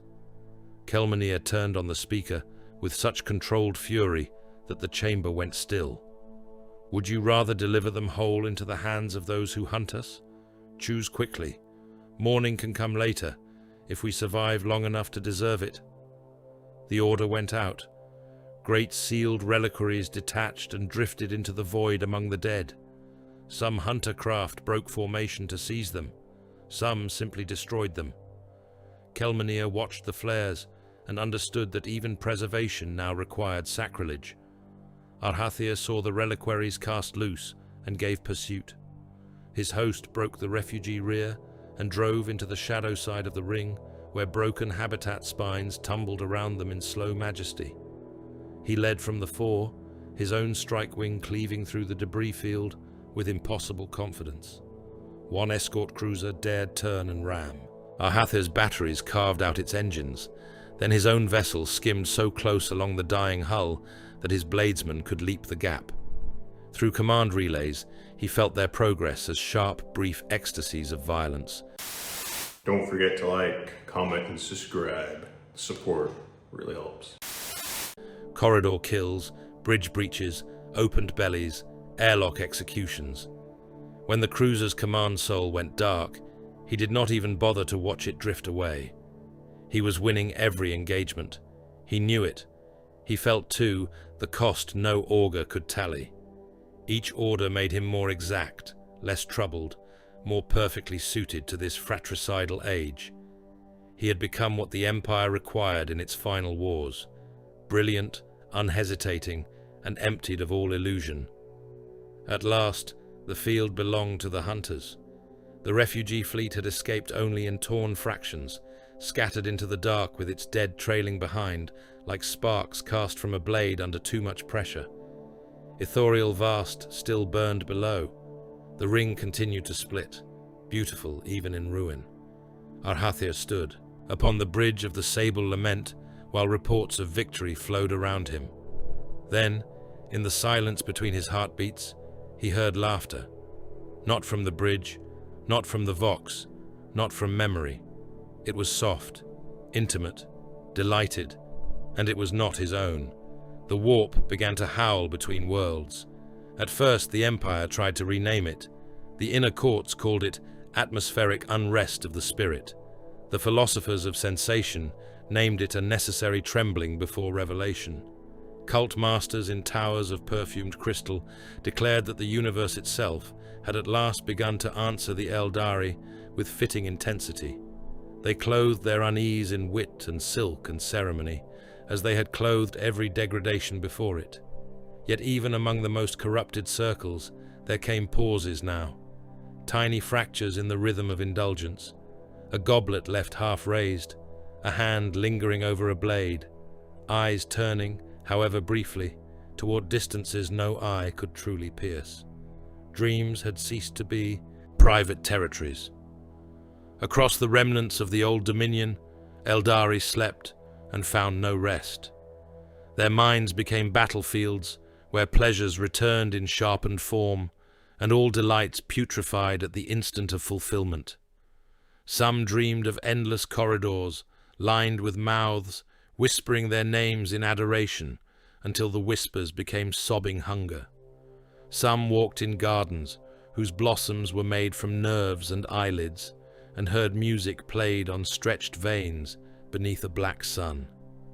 Others dreamed of a vast shape, crouched behind a skin-thin wall, not yet born and already listening, tracing the curve of their souls with patient delight. Males woke with blood on their lips from biting through their own tongues. Some woke laughing, some woke blind, some never truly woke at all, but wandered from chamber to chamber with their eyes open and their minds still drowning in whatever had reached for them through sleep. The disturbances did not confine themselves to the Aeldari alone. Out, beyond the central worlds, where lesser species huddled in ignorance beneath their own meager stars, the psychic adepts and soul senders of alien civilizations died by the thousand. Some burned from within, while receiving messages no sane mind could translate. Some clawed out their own throats, while screaming of a song too beautiful to endure. Others simply fell silent, their nervous systems boiled by a pressure rising through the Empyrean like a tide of molten perfume. The galaxy did not know the name of the thing approaching. It only began, in scattered and unconnected corners, to fear the dark between thought and dream. Aboard Lithrane's memory, Kelmanir gave terror a shape and called it discipline. The great vessel no longer resembled the void-born pleasure habitat it had once been. Decks that had hosted masquerades and narcotic symphonies were stripped bare. Music halls were converted into ration chambers and drill galleries. Whole sensory districts were shuttered. Perfume. Vents were sealed with poured crystal. Pleasure gardens were cut back. The dream blooms uprooted and burned, lest their psychic fragrance undo minds already stretched to breaking. The food issued from the communal stores became plain by design. No spice of ecstasy, no wines bred to inflame the nerve lattice, no hallucinatory nectars, no flesh fruits singing sweetness against the palate. Hunger would be answered, appetite would not. The decree was posted in every transit artery, every embarkation hold, every habitation tier. No indulgence without purpose, no excess in sound, light, flesh, dream, or rite. No private shrines to unnamed revelation. No gatherings after rest cycle except by sanction. No solitary trances. No bloodletting outside the healer's precincts. No duels. No narcotics. No masks. The outcry had lasted 3 days. By the 4th, Kelmanir had ordered the first executions. Not many. That was not the point. The point was to cut away the illusion that debate remained. A singer who had smuggled dream spores into a lower deck and provoked an ecstatic suicide circle was put down by pulse fire in the middle of the common tier. A relic keeper who had turned a spirit vault annex into a secret chamber of sensation was strangled with his own ceremonial cords and left hanging beneath the cold lamps of the archive way. A noble youth who had challenged the decree and taken a blade to another exile in defense of his right to indulge, was brought before the whole deck cohort and had his hand severed before being cast out into labor crews under armed watch. Some wept, some raged, some called Kelmanir butcher, coward, apostate, despoiler of the old ways. He accepted every title and tightened the discipline further. One of his closest seers stood with him upon an upper observation deck, looking down over ranks of exiles, drilling in controlled silence with practice spears and restraint harnesses. "They hate you," the seer said. Kelmanir watched. A former noble stumble under a weighted rig and rise again because the overseer had struck him hard enough to make failure unthinkable. Good. They may one day understand. That is not the same as survival. The seer turned his ruined gaze. He had not been the one who tore out his eyes at the basin, but he had seen that act and carried its echo ever since. What do you call this, then? This narrowing of life into rule and burden? Kelmanir was silent for several heartbeats. Then he said, "A path cut through poison. Nothing more yet, perhaps nothing less." He knew even as he spoke it that escape alone was not salvation. The old sickness lived in memory, in instinct, in the species' very appetite for refinement and extremity.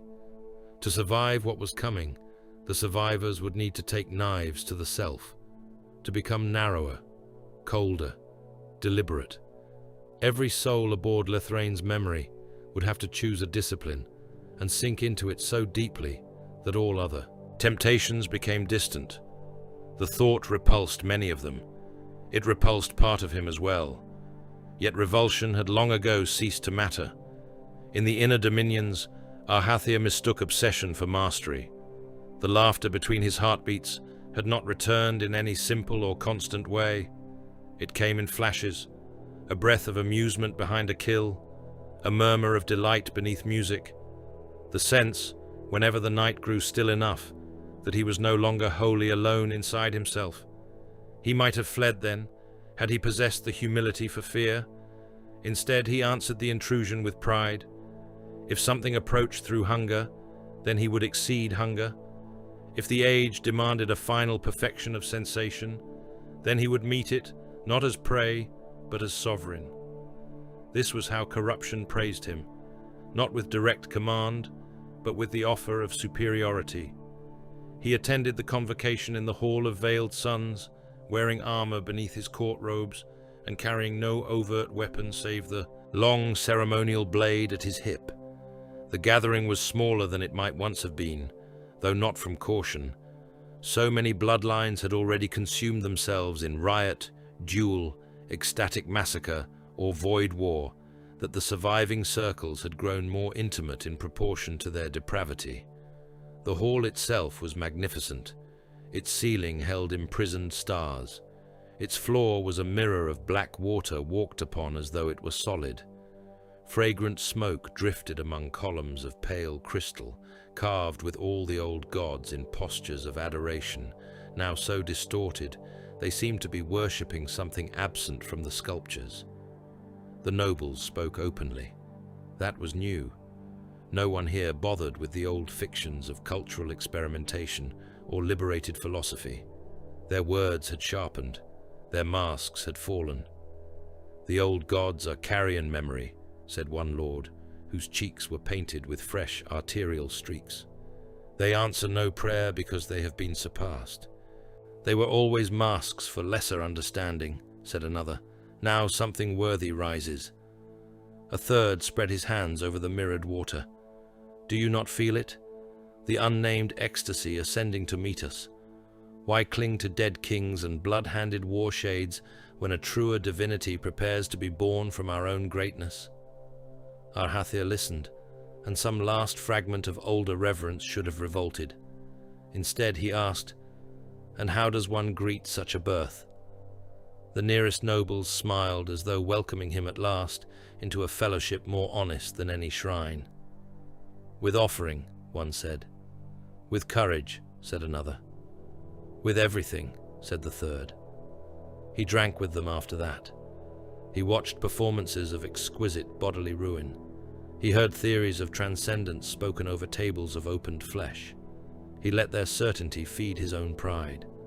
Somewhere inside, something small and ancient knew he was standing in the vestibule of damnation. He crushed that knowledge down beneath the brighter conviction that one final act, one peerless excess, one ascent beyond all rivals, would make him master of whatever hunger closed around the empire. In Commorragh, Saedruak stopped pretending that preservation could be broad. His holdings had become a map of triage.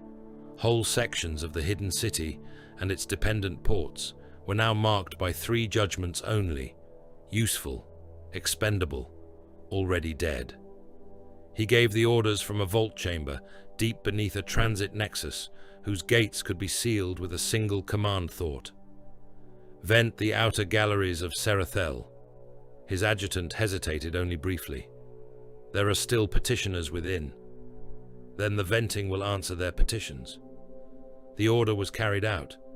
Atmosphere fled those galleries in a single roaring exhalation. Hundreds died against locked portals, their blood frosting black across iron and crystal. Abandon the western reservoir wards. The inhabitants will riot. Let them riot in thirst. Seal the lower sanctums of Nalis. Seal them. Withdraw the gate key. Leave the upper districts lit for 2 more cycles, so they believe relief may yet come. Saedruak moved from decision to decision, with the composure of an executioner trimming diseased flesh from a still-living body. He seized armories from outer wards and moved them inward. He stripped food reserves from vulnerable satellites. He abandoned market cities too difficult to defend and collapsed the tunnels behind his retreating forces. In some quarters, those left outside the seal lines still cried his name for mercy. In others, they cursed him. Neither sound altered his hand. What hardened in him was not madness. Madness belonged to the shrieking cultists in the upper reaches of the old empire. This was colder, a survival instinct refined into creed. Better a narrow and vicious continuity than a splendid and universal death. Better cruelty applied, with foresight, than generosity drowning in its own sentiment. The later ages would dress such instincts in custom and kingdom and call them the way of the dark kin. Here, in these pitiless calculations, the shape of that future was already visible. On Elathor, Thalanor taught his people to become part of the world before the world rejected them. The labor had not softened after the raider attack. It had become ritualized. At dawn, work gangs moved into the fields, quarries, and half-grown settlements with tools, rifles, and beast handlers in equal measure. At noon, war drills took the place of rest. Lines of exiles practiced spear forms, shield turns, skimmer ambushes, and coordinated withdrawals beneath the punishing white eye of the sun. At dusk, the beast tamers led hunting packs into the thorn forests, and the younger settlers learned to ride scaled runners whose temper was as sharp as broken glass. At night, the spirit keepers walked the old clearings and sang to the world, not to tame it, to ask it to know them. The maiden world had its own soul, distributed through root, stream, beast, wind, and stone. That truth, dismissed as rustic superstition by those who had once sneered at the exodite path, became undeniable as the cycles passed. Thalanor's ritualists planted psycho-reactive waystones in the groves and along the ridgelines. They poured sweat and blood into the soil. They named the dead. They offered discipline rather than appetite. Slowly, grudgingly, Elathor answered. Predator beasts turned away from the settlement boundaries more often than not. Storms split around certain ridges where the ritual stones had been sunk deep enough. Dreams grew cleaner for those who slept within the ring of warding groves. The world had not accepted them. Acceptance implied affection, but it had begun to recognize them as laboring souls rather than parasites, and in that recognition lay shelter. Thalanor stood beside one of the newly planted stones, while a young exile, hands cracked and blistered, pressed his palm to the warm surface. "It hums," the youth whispered. "It remembers," Thalanor said. "Will it save us?" Thalanor's eyes remained on the darkening tree line. No world saves the weak. It shelters those who bind themselves to it with honest labor and blood. The youth nodded, chastened and steadied all at once. Across the scattered diaspora, the seers spoke separately and reached the same conclusion. The birth was imminent. There would be no war host vast enough to halt it, no rite pure enough to banish it, no negotiation with the old gods that could reverse what had been bred into the warp over ages of monstrous self-worship. The thing forming beyond the veil was too large now, too fed, too ready. Every augury collapsed into the same final terror, a mouth not yet opened, a scream not yet given, a moment approaching with such inevitability that all resistance seemed suddenly childish. Some seers broke and embraced the cults they had once condemned. Better, they said, to greet the rising power in ecstasy than die cowering before it. Some chose exile more urgently. Some killed themselves. Some labored in grim silence to shepherd whoever still listened farther from the heart of the empire. Kelmanir's fleet found survivors on the edge of a dead trade spine. There were only a handful of vessels left from what had once been a populous cluster. Their hulls were scorched and half crippled. One spun with no lights, another answered hails only with choked static and fragments of prayer. Boarding crews found the living packed among the dead in cargo holds, lined with improvised wards and blood script. The rescued spoke as if speech itself were hurting them. They turned the plazas into choirs, one rasped, wrapped in a blanket as though cold could still matter. Not with singers, with nerves, with opened bodies strung from the towers, entire continents sang. Another survivor wept without tears. We saw the capitals from orbit. The rites were visible through cloud cover, lines of blood brighter than rivers, great circles of slaughter.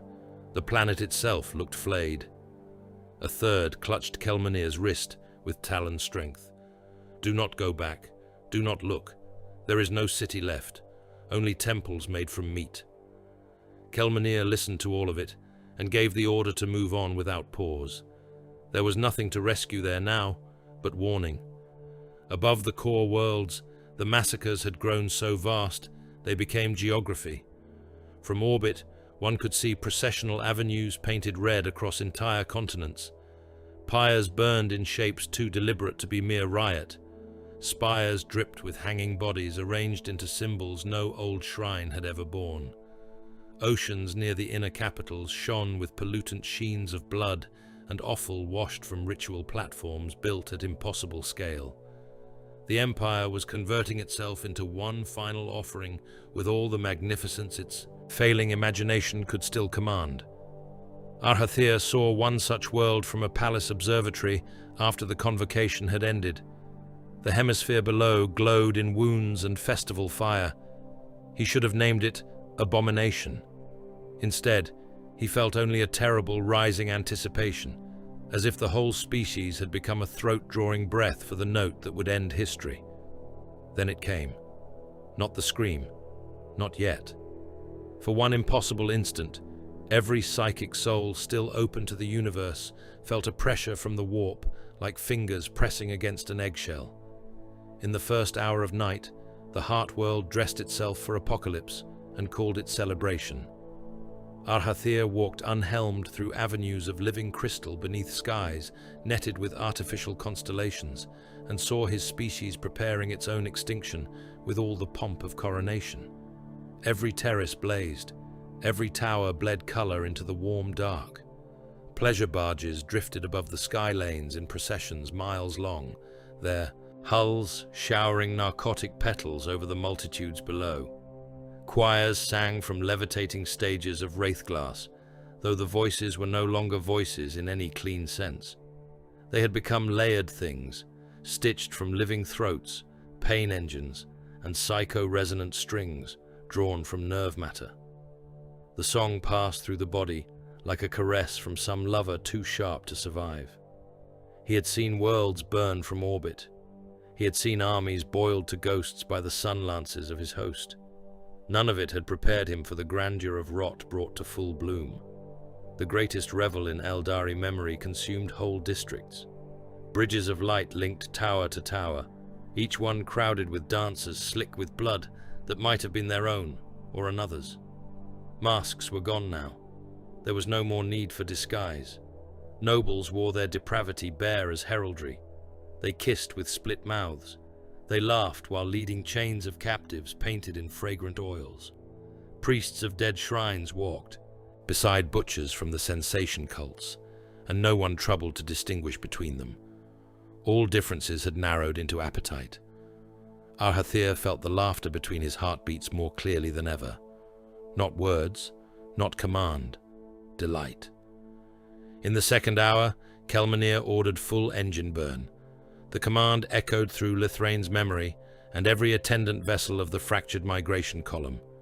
Engine cores, once throttled for conservation, woke to their deepest violence. The great world ship shuddered from keel to crown as drive fire built inside its armored throat. Across the command tiers, crews gripped their stations, while auger displays blurred with strain lines, heat blooms, and collapsing route probabilities. Behind them lay the Empire, or what remained of it. Ahead lay only darkness, and an ever-thinning chance of outrunning the scream they all felt, gathering beyond the veil. A captain of escorts turned from his throne node, face ash-pale.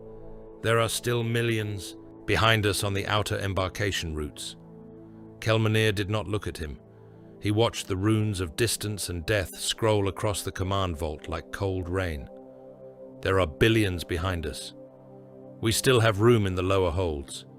We do not have time. The captain's mouth trembled with anger or grief. Kelmanir no longer cared which. Then we condemn them. No, Kelmanir said, and his voice had the absolute flatness of something cut free from pity by necessity. They were condemned before they ever reached the docks. Increase burn. The drive answered with cathedral force. Lithrain's memory began to pull harder from the dying heart of Aeldari space, and every soul aboard felt the truth of it. Severance, not retreat, not evacuation. Exile final enough to feel like sacrilege. Panic followed almost at once. Word ran through habitation decks faster than command cant. The world ship was abandoning the last survivors. Families who had believed there would always be one more retrieval cycle, one more detour, one more chance to gather stragglers and kin, broke into shrieking mobs along the transit arteries. Some tried to force passage to shuttle bays, no longer authorized for launch. Some hammered at sealed observation domes to watch the receding lights of their old dominions. Some collapsed in prayer before shrine niches whose crystal icons had begun to craze with hairline fractures. Kelmanir restored order without hope, because hope had become too expensive. Armed cohorts in plain war harness moved through the decks under his seal. Vox amplifiers announced curfew, ration lockdown, and immediate punishment for assembly. When a noble bloodline from the upper habitation crescent attempted to seize a shuttle hangar with hired blades, Kelmanir ordered the bay vented while they were still inside. Their blood froze in bright threads across the hull glass. When a trance circle in one of the former pleasure galleries began a mass. Ecstasy right in defiance of sensory law, shock troops entered in silence and clubbed the celebrants down until the floor was pulp and broken teeth. One of the younger seers flinched at the casualty reports. "We are becoming monsters." Kelmanir turned upon him with a gaze sharpened by sleepless terror. "No, we are deciding which monsters may live long enough to regret it." In the third hour, Saedruak closed the first great arteries of the webway. Across his hidden domains, gates that had stood open for ages swung shut behind walls of force and geomantic lock. Transit corridors collapsed into dead ends. Portal shrines burned with cold glyph fire as access ciphers were rewritten. Entire populations, still believing themselves near enough to the deeper sanctums of Commorragh to be saved, found their roads ending in sealed stone and iron. Behind those sealed ways came the first impacts, fists and blades and rifle butts against barriers that would not yield. Pleas rose, threats followed. Sidruak heard them all through relay crystals and gave no sign of disturbance. Close the serrated gates. My lord, the processions from the upper markets have not yet cleared. Then their lateness has become their epitaph. Seal the marrow bridges to the 9th basin? Yes. There are loyal households still waiting on transfer. There are always loyal households waiting on transfer. He stood over the hololithic lattice of his holdings, while districts winked from amber to red to black.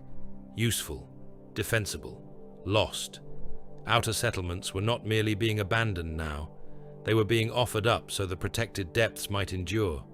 Reservoirs were sealed, atmosphere lines rerouted, power conduits cut, armories withdrawn under escort, while the excluded population still shouted thanks, unaware that gratitude had already become a dead language.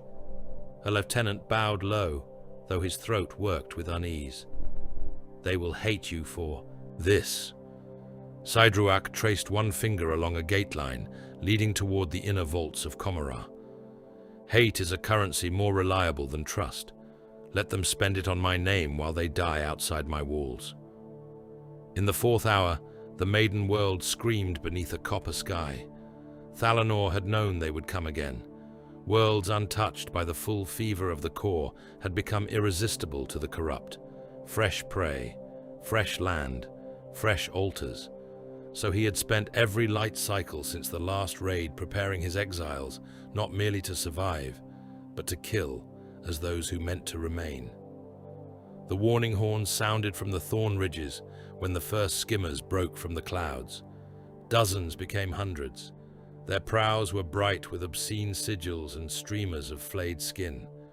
Behind them came larger assault craft and beast cages dragged beneath grav fields, all descending toward Elathor with murderous appetite. Thalanor stood in scaled war harness at the center of the ridgeline, spear in one hand, command blade in the other. Around him, his people took their stations with the hard economy of labor learned under fear. Dragon beasts stamped and hissed behind the first wall of pikes. Rifle crews knelt in dug redoubts between waystones, humming with world spirit resonance. Beast tamers soothed scaled mounts, whose jaws steamed in the cold rise of evening. They want a garden, Thalanor said over the line vox. Give them a grave. The first volley of bright lances tore the leading skimmers apart. Wreckage screamed down the slope in showers of blazing crystal and severed limbs. Then the raiders were among them. Shuriken storms turned the air to silver death. Exile shields burst. Bodies jerked and opened. One dragon beast took a monofilament burst through the throat and died thrashing, spraying black blood over the trench line, while its rider was flung headfirst into the mud with half his face gone. Corrupted kin vaulted the berms in lacquered armor, blades, singing, mouths wide in joyous shrieks. They fought with impossible grace. The exiles answered with rage, hammered into discipline. Thalanor met the first at full run. His spear entered beneath a jeweled breastplate and came out through the spine in a burst of red mist and broken ribs. He let the corpse slide free and split the next one's skull with his command blade hard enough to shower grey matter over the stones. To his left, a dragon rider thundered downslope, mount leaping the ditch to land amid a knot of raiders. Jaws the length of a male's arm closed around one attacker's torso and bit him in half, spilling loops of gut and shards of bone. To the right, exile archers loosed psycho-tipped shafts into a skimmer crew, and the survivors clawed their own eyes out as the world spirit's anger flooded through them. The sky itself had begun to keen. In the 5th hour, shrines cracked and psychic choirs failed across star systems. It happened almost in unison. Choir circles, lost pitch, and then coherence. Minds linked in discipline suddenly reeled as if struck by an unseen fist. Shrine crystals split with sounds like teeth breaking. Across the old empire, altars to the elder gods dimmed, their runes blurred. Some bled light, some bled actual blood. In 1,000 sanctuaries, prayers rose and came back wrong, distorted, mocked, hungry. Reality thinned around the core worlds. Nothing so crude as immediate rupture. Not yet. It was subtler, and therefore worse. Reflections moved before those who cast them. Distances inside towers no longer matched their outer proportions. Music carried across vacuum. A noble stepping through one chamber door emerged in a corridor on another continent and laughed until his jaw split on the hinges. In the streets, Aeldari passed through drifting curtains of perfume and found their skins suddenly weeping blood from every pore. The warp was pressing close enough now to leave fingerprints upon matter.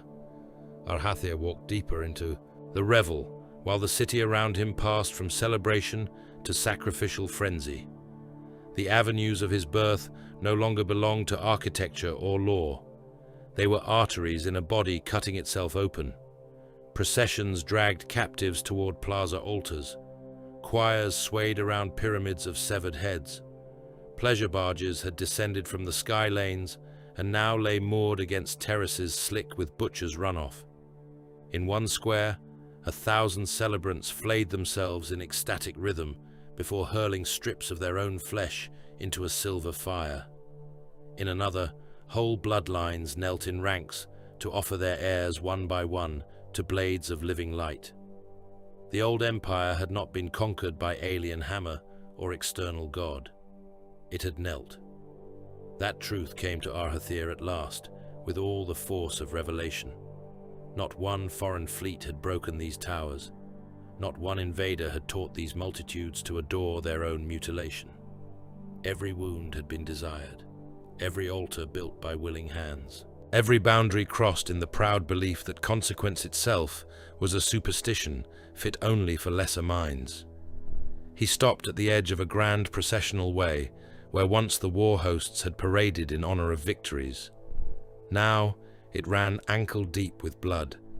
Dancers spun through it, leaving crimson fans in the air. Priests from shattered shrines embraced cult butchers in brotherhood. The dead were stacked into sigils broad enough to be seen from orbit. Arhathir looked upon it all and whispered, "We offered ourselves." The laughter answered him from within, warmer now, closer. In the 6th hour, panic peaked aboard Lithraine's memory. The refugees had felt the Empire dying behind them like heat against the back of the neck. Now they felt something worse. Distance was not enough. Every disciplined soul aboard the world ship knew it. They could feel the pressure in their sleep, in the marrow, in the tremor that ran through the deck plating with no mechanical source. Some began screaming without apparent cause. Others threw themselves before sealed shrine alcoves and beat their foreheads bloody against unresponsive crystal. A cohort of former nobles sabotaged a ration vault and attempted to begin an ecstasy rite around the spilling grain, just to feel something stronger than fear.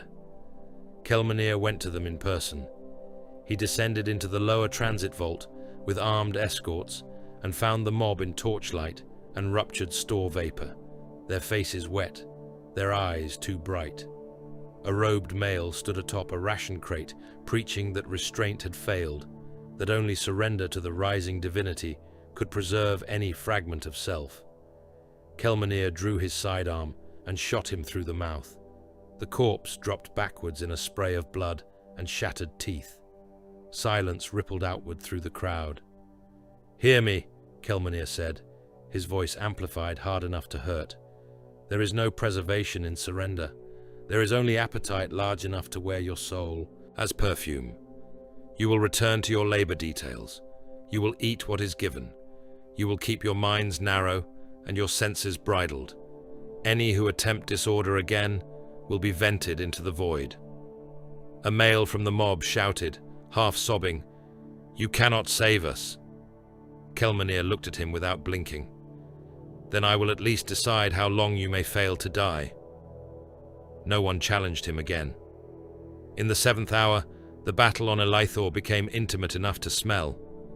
The raiders had breached the outer ditch in 3 places. Fighting collapsed into knots beneath screaming trees and between broken stoneworks. Dragon beasts ripped through skimmer wreckage, snapping limbs and torsos like dry stalks. Exile spears punched through lacquered armor and came back slick with organs.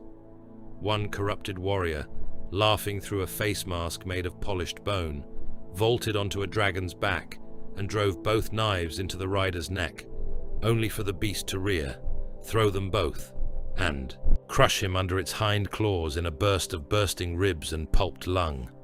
Shuriken rounds shaved flesh from bone in glittering sheets.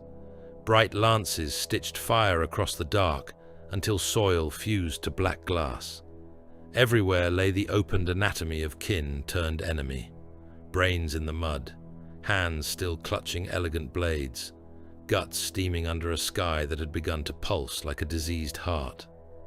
Thalanor fought at the center of it and never yielded one step that he did not buy back in blood. When the final assault craft touched down behind the ridgeline and disgorged a fresh wave of shrieking degenerates, he ordered the hidden beast pens opened.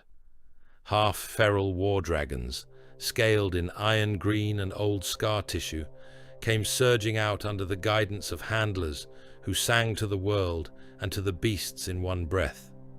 They hit the raiders flank on with enough force to snap bodies in showers of blood and armor shards. The line held, then it advanced. By the 8th hour, Saedruak had sealed every artery that mattered. The outer cries of the condemned still reached him through relay stone and trembling gate metal, but they had become remote weather. Comora's protected depths endured. The power basins remained lit. The inner sanctums breathed. Armories lay stocked, reservoirs full. The cost was counted in those left outside. He accepted the count and demanded more certainty where certainty could still be purchased. Then, even in the hidden city, there came a sensation none could ignore. A pressure, vast, delicate, intimate, as though fingers from the warp itself had pressed against every wall, every gate, every soul. Saedruak froze with one hand resting on the seal controls of an inner portal. For the first time that night, fear came unadorned. On the Heartworld, Arhathir stood among thousands gathered for the climax of the greatest revel in Aeldari history. Blades were raised, throats bared, fires burned in great circles. The city trembled beneath its own ecstasy. He knew now with perfect horror that the Empire had offered itself willingly to something unborn and ravenous. Aboard Lethrane's memory, Kelmanir felt every rune board go dim, and every mind in the command vault draw breath together. On Aeldari, Thalanor stood over the dead and living alike, dragon blood on his armor, while the world spirit sang in terror through the stones. In Comora, Saedruak listened to the sealed multitudes outside his gates fall suddenly quiet. Then everything went silent for one heartbeat across worlds, ships, and the webway alike. The silence broke. It did not shatter like glass. It did not crack like ice beneath strain. It inverted. One heartbeat, the galaxy existed inside an impossible stillness. All sound drowned beneath the pressure of something pressing against reality from the other side. The next heartbeat was birth. The scream came out of the warp and through the bones of creation. It was not sound alone, though sound was there in abundance enough to kill. It was hunger made voice, ecstasy made force, a psychic detonation vast enough to turn worlds into afterthoughts. Every shrine bell in the old dominions rang at once and burst. Every choir throat opened in blood. Every unshielded mind became a window through which the newly born god looked upon the species that had made it and loved what it saw. On the Heartworld, Arhathir felt his soul torn loose before he understood he had died. The grand avenue of sacrifice still stretched before him. Fires still climbed in circles around the revelers. Knives still flashed. Blood still sheeted over crystal and polished stone. yet all of it had become distant. In the same instant, it became unbearably intimate. Every face around him turned upward together, mouths falling open, eyes widening not in fear, but in a rapture so complete it bordered on worship. Those who had offered themselves to sensation all their lives knew the touch immediately. They had been awaiting it, without ever naming it rightly. The air caught fire with shrieking light. Arhathir staggered. Blood ran from his eyes. It ran from the pores of his skin in crimson beads. Around him, thousands collapsed where they stood, not felled by blade or poison, but simply emptied. Their bodies remained upright for a breath, then crumpled, as whatever had animated them was drawn screaming into the new thing clawing its way awake within the immaterium. He tried to raise his spear. His hand had forgotten what possession meant. The laughter inside him, the warm and intimate amusement that had haunted the quiet places between his heartbeats, no longer hid itself. It was everywhere now, in the sky, in the paving beneath his boots, in the blood mist, in the widening pupils of the dying, not separate from the scream, but part of it, as a smile might be part of a face too large to comprehend. He looked upward. The constellations above the city were gone. In their place spread a bruise. Of impossible color, the veil split open to reveal not stars, but motion beyond meaning. He saw towers elongate, as if reflected in black water. He saw revelers rise into the air, their bodies arching backward, limbs jerking in ecstasy, while streams of soul light tore out through mouth, eye, and wound. He saw priests of dead gods clutch their altars and burn from within, leaving only shadows fused into cracking crystal. He saw the city itself begin to come apart, not by bombardment, but by a deeper betrayal, as reality forgot the terms by which it had once held shape. Then the god his people had made took its first full breath. Arhathir's last sensation was not pain, it was recognition. He understood then, with a clarity that exceeded all battle wisdom, all noble philosophy, all ritual certainty. There had never been an enemy advancing from beyond the rim to conquer the empire. There had only ever been this ending, patiently fattened by every indulgence, every cruelty refined into beauty, every boundary broken in arrogance and delight. The Aeldari had not been overthrown.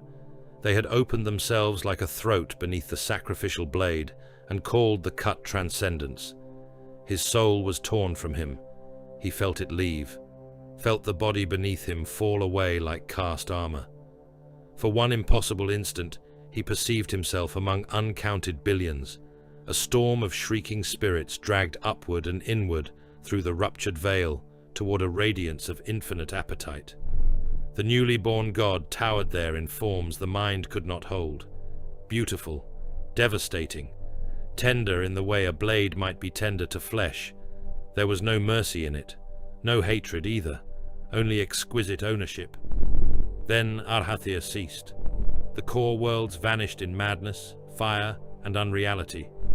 Across the old heart of the Empire, planets died in the space of a single cosmic inhalation. Not all in one manner. Some were consumed by psychic implosion, every soul ripped free at once, and every body left a twitching husk beneath darkening skies. Some burst into continent-spanning orgies of slaughter that lasted only minutes before the final extraction came. The dying killing the dying, while the warp poured through the cracks in reality around them. Some simply tore open, their cities peeling back as the immaterium flooded in and made mockery of landscape, flesh, and time. Entire fleets hanging above the inner worlds froze in place, every crew member dead in the same instant, before the hulls were dragged screaming into storms of empiric light. Stars themselves seemed to flinch. The central dominions of the Aeldari Empire, those jewel systems whose names had once been spoken with awe from one end of the galaxy to the other, became a wound. The veil between real space and the warp did not merely fray, it burst. What had been worlds and suns and the proud web of the Empire's core became a churning overlap of unreality and matter, of madness and blazing dissolution. A gulf opened where civilization's heart had once burned, and in ages to come, lesser races would name it with fearful simplicity: the Eye of Terror. In the mythic layer beneath the catastrophe, older things died as well. The names of the old gods flashed through the agony of the species like sparks in a furnace gale. Cain was said to have raged against the newborn horror until his own being shattered under the violence of the encounter, his fury cast abroad in fragments. Other gods were whispered of as devoured, broken, hidden, or fled beyond knowing. Priests died naming Asurion. Dreamers died weeping for Lilith. Smith shrines cracked and bled where Vol had once been honored. Whether these were true deaths in the sense mortal minds understood, or the last convulsions of faith itself, scarcely mattered. The old order of the Aeldari spirit ended in that hour. Whatever had stood watch over them before could no longer shield them from what they had birthed. Far from the heart, but not far enough to escape untouched, Lithrain's memory caught the edge of the scream and very nearly died. Kelmanir had one instant of warning.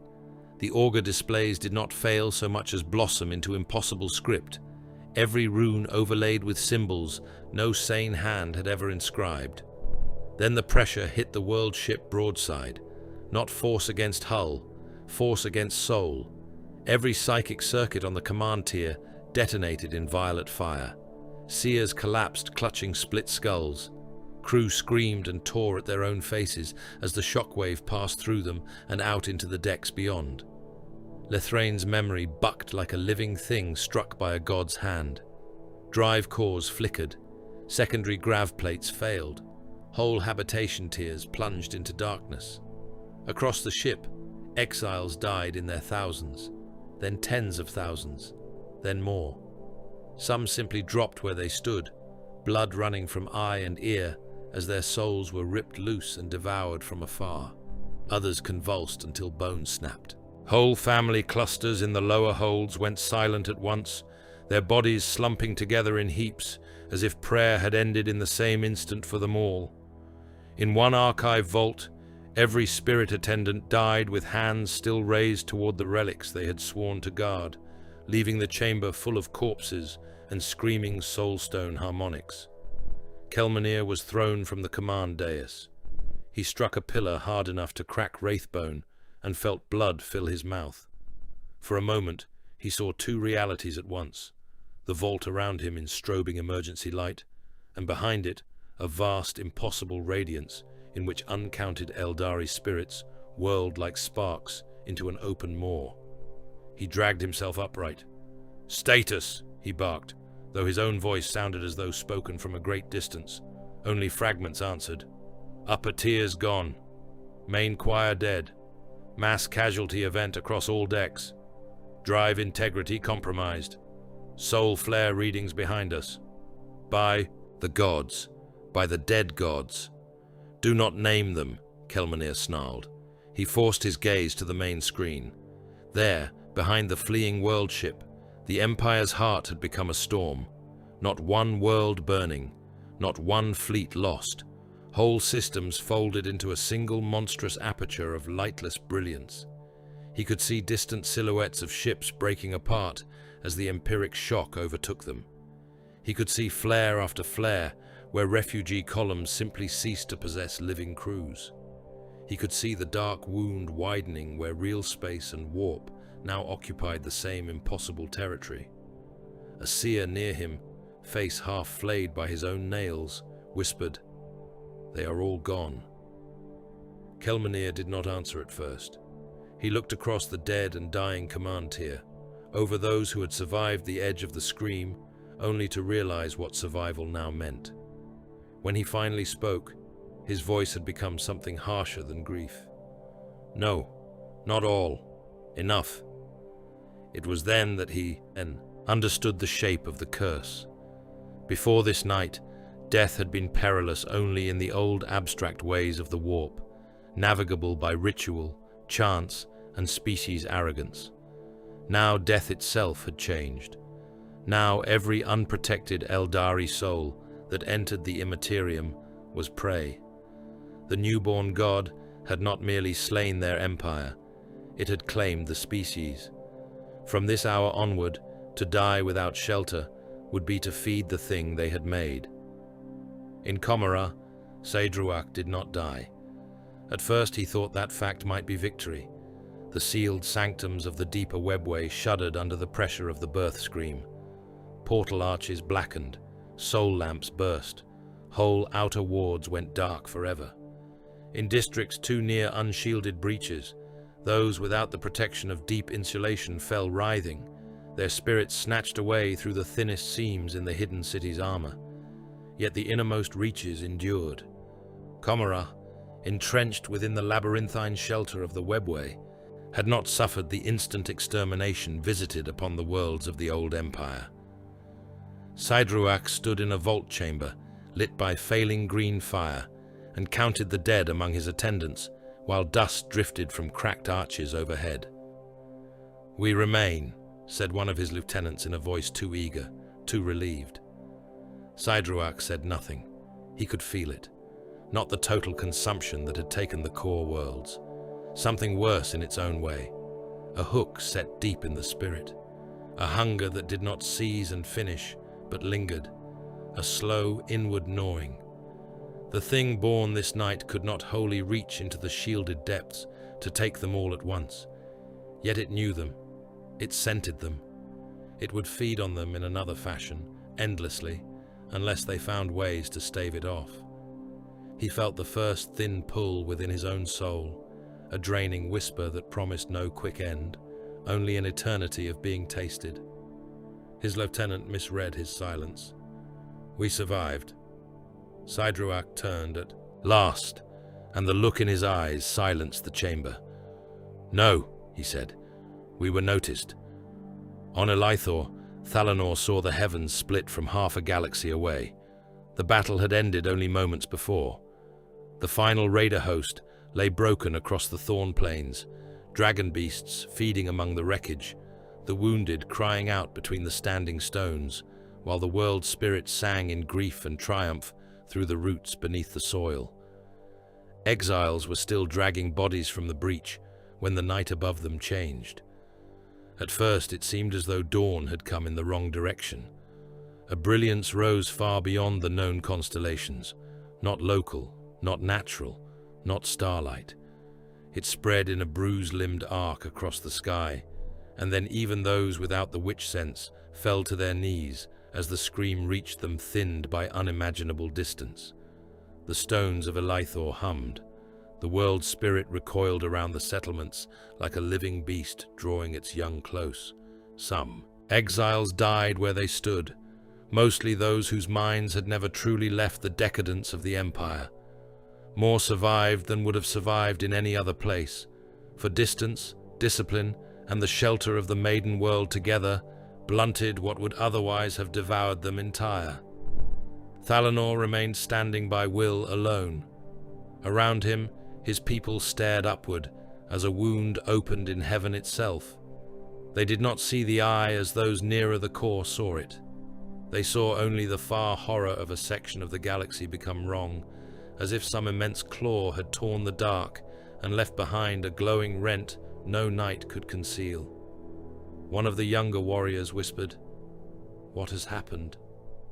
Thalanor tasted blood, where he had bitten through his own tongue, resisting the psychic pressure. He did not look away from the sky. Our kin have met the price. The scale of death defied any noble memory. Worlds gone in instants, civilizations extinguished in one shriek, ships drifting, crewless across 1,000 trade spines, shrines empty, choirs dead, archive vaults cracked open and their keepers soulless, whole bloodlines unmade so utterly that nothing remained of them but their names in the mouths of survivors who barely dared speak them. The Aeldari Empire, which had lorded over the galaxy for ages beyond counting, had not declined into obscurity. It had been cut out of history like a diseased organ, leaving only a bleeding cavity between worlds. And yet, there were survivors. The world ships that had fled far enough. the exiles on the maiden worlds, the hidden ones of the webway, fragments, scattered lights, remnants already learning that survival carried no absolution. Aboard Lethrane's memory, the surviving command crews gathered the dead and counted the living.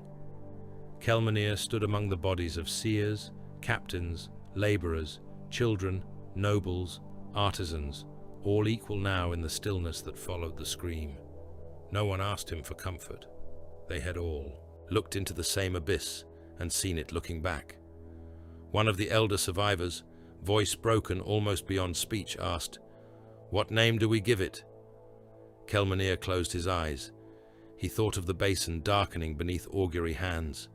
He thought of the seer tearing out his own eyes and whispering revelation through blood. He thought of the worlds behind them burning inside a wound that would never heal. He thought of every unprotected soul now doomed to be hunted beyond death by the power their people had brought screaming into existence. When he opened his eyes again, there was no uncertainty left in him. "The great enemy," he said.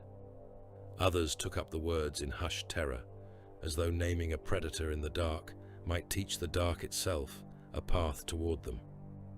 The great enemy. Then, softer, with all the dread of prophecy fulfilled and damnation only beginning, someone spoke the older title that had first crawled out of the black basin before the fall of everything. She who thirsts. Grief came first, and even grief was no longer clean. In the wake of the scream, the survivors learned that mourning had changed along with everything else. To weep too deeply was to risk opening oneself to the thing that listened. To wail as their ancestors had wailed was to invite a hunger newly sharpened by the taste of their empire. Even sorrow required discipline now.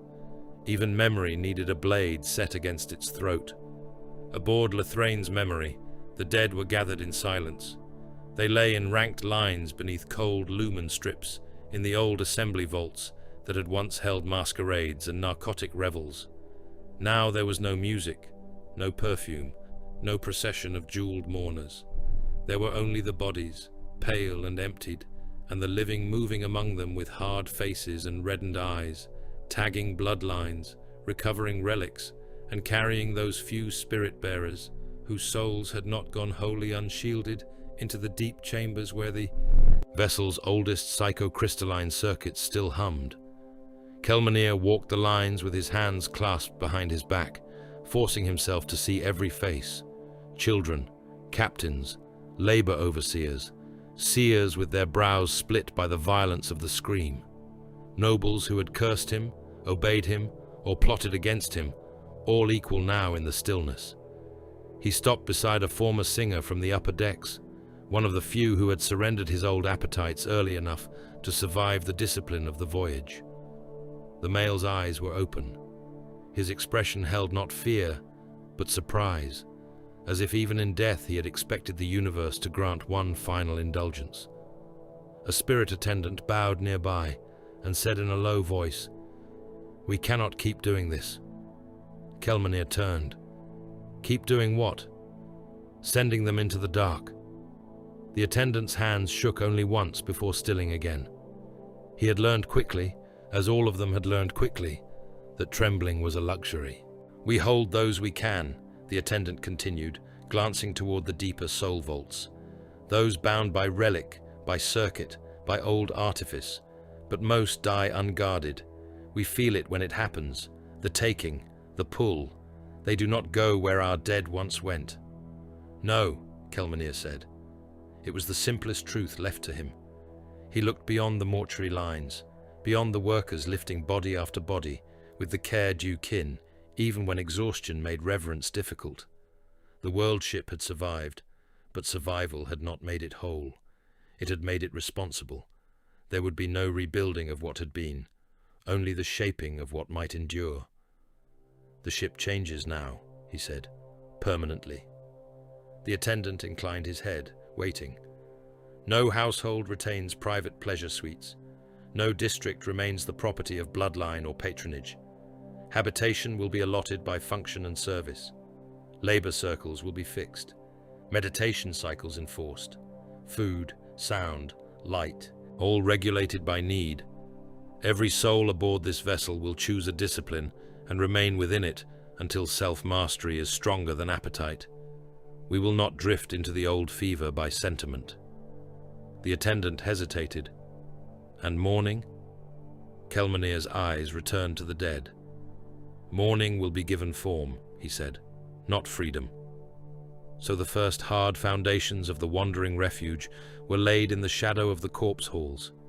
Circles of single devotion replaced the old fluid vanities of noble life. Artificers were artificers, and nothing else. Seers were bound to seercraft, and denied the intoxications that had once masqueraded as spiritual expansion. Farmers tended the growth vaults. Void rites gave themselves to engines and hull. Archivists to memory. Guardians drilled in restrained war forms instead of ecstatic violence. The ship's daily life narrowed until every path of labor and contemplation became a channel cut through poison. It wounded pride. It saved minds. Kelmanir knew there would one day need to be more names for these disciplines, more exact branches, more severe rites of emotional bridling. For the moment, necessity was enough. The vessel would no longer be a remnant of the old empire. It would become a wandering law against it. In the nights that followed, rumors spread through the surviving decks of a harder marvel still, that from the ruined worlds at the empire's heart, there might one day be won spirit stones fit to guard the soul itself, crystals through which the dead could be shielded from the great enemy and drawn into safer keeping. Kelmanir did not encourage the talk, but neither did he quash it. Hope in that shape was not indulgence, it was obligation deferred. On Elaithor, Thalanor gave his dead to the world spirit, under a sky that no longer seemed innocent. The pyres of the old empire had been bright, theatrical, wasteful. They had aimed to impress the living. What the Exodites now practiced was sterner and older than spectacle. Their dead were washed clean of battle mud and blood, their weapons laid beside them, their names spoken once and once only. Then they were borne to the groves where the waystones hummed beneath root and loam, and there the spirit keepers opened the earth. No jewels adorned the graves, no perfumed chant sweetened the air, only labor-roughened hands lowering bodies into the ground of the world that had accepted them through blood and hardship. Thalanor stood among his people in scaled war harness, stained by the battle that had saved them. A dragon beast waited behind him, steam rising from its nostrils into the cold dawn air. Before him lay those exiles who had died defending the ridge and ditch, the wall and the settlement, the hard, poor truth of Elaithor. Some had once been courtiers, some poets, some scholars too delicate for honest work, until exile had scoured them down to something real enough to endure. They were not beautiful now in the old sense. They were worthy. A young beast rider whose brother lay among the dead asked, "Did we survive because we were stronger?" Thalanor looked over the graves, then to the distant thorn ridges and the fields beyond them, where smoke from the battle still drifted low across the ground.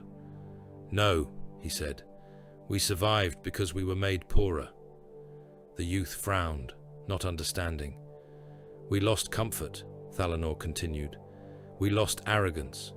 We lost the right to believe that brilliance was the same as truth. Those who remained in the Empire called us diminished.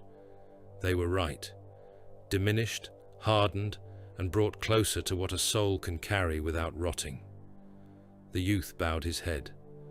Thalanor looked down as the spirit keepers lowered the first body into the grave cradle, where root and stone would take it in time. He accepted then that the Exodites had not survived by preserving the old Aeldari. They had survived by abandoning him. The empire of towers and skylanes and endless refinements deserved its grave. The future on Elaithor would be harsher, narrower, and more honest. Labor, war drills, beast taming, season, bloodline, oath, and the old compact with the living world. Harder, poorer, truer. When the graves were sealed, The spirit keepers sang to the soil. The ground answered in the soft humming of the buried stones, and the wind turned warm for one brief moment, as if the world itself acknowledged the dead it had accepted into its deeper memory. In Commorragh, Saedruach took the lesson of the fall and made it law within his own heart. The hidden city had endured, but endurance had not brought relief. It had brought appetite stripped of illusion. Those who survived in the shielded depths soon understood what he had felt the instant the birth scream passed and the inner sanctums remained standing. The great enemy did not take them all at once. Instead, it drank slowly, a drag upon the spirit, a wasting hunger at the edge of thought. Time itself became predatory. Indulgence no longer risked doom merely in some abstract theological future. It invited immediate depletion. To be passive was to be consumed. To be tender was to offer the knife one's throat.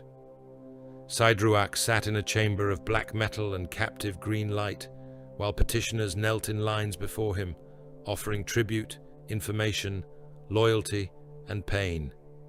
He accepted all four as forms of currency. The old masks of noble stewardship were gone from Commorragh now. No one with wit still pretended that kinship, law, or civic inheritance would preserve them.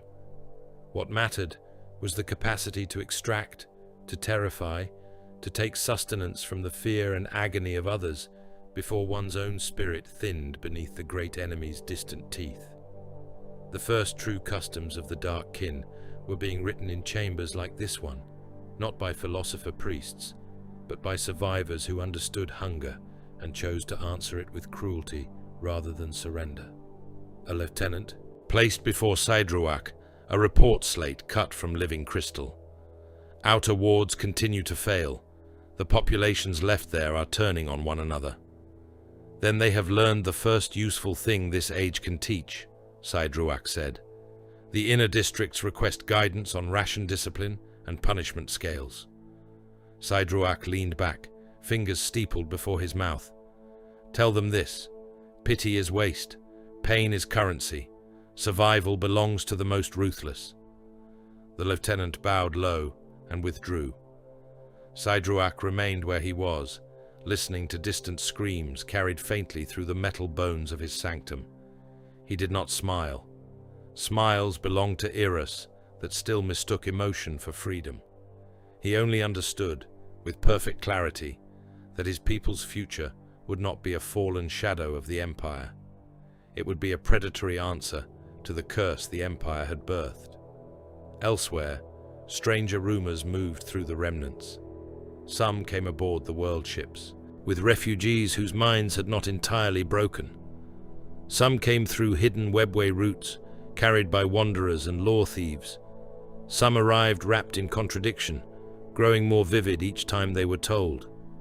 They spoke of masked performers moving through the broken arteries of the webway after the fall, appearing in dead amphitheaters, ruined shrine courts, and abandoned void stations to enact the tragedy of the Empire's death in dances so precise that witnesses came away weeping blood and remembering more than they had seen. These figures were said to preserve memory itself, gathering the truth of the fall so it would never decay into flattery or denial. They laughed in the face of demons. They moved through impossible routes untouched. Some called them ghosts of the old theatre circles. Others whispered of the laughing god's hidden servants. No one could say how much was true. Yet the rumor endured, and in its endurance lay a new kind of fear, that there were keepers of the species' shame who would never allow forgetting. Other rumors were sterner. Kelmanir heard the first of them from a scout vessel returning to Lethrain's memory after a cautious exchange with another wandering refuge. Its commander, a scarred guardian whose left eye had been replaced with a polished lens of spirit crystal, stood before the Discipline Council and reported in plain terms. "There is a survivor among the Eastern Wanderers," he said. "A warrior. He gathers the broken to him, teaches them not ecstasy in war, but form, restraint, purpose. He says battle must become a path of service, not indulgence, or we will simply give ourselves to the great enemy by another road. Kelmanir felt the chamber tighten around the words. "What is his name?" he asked. The commander answered without flourish. "Asurman."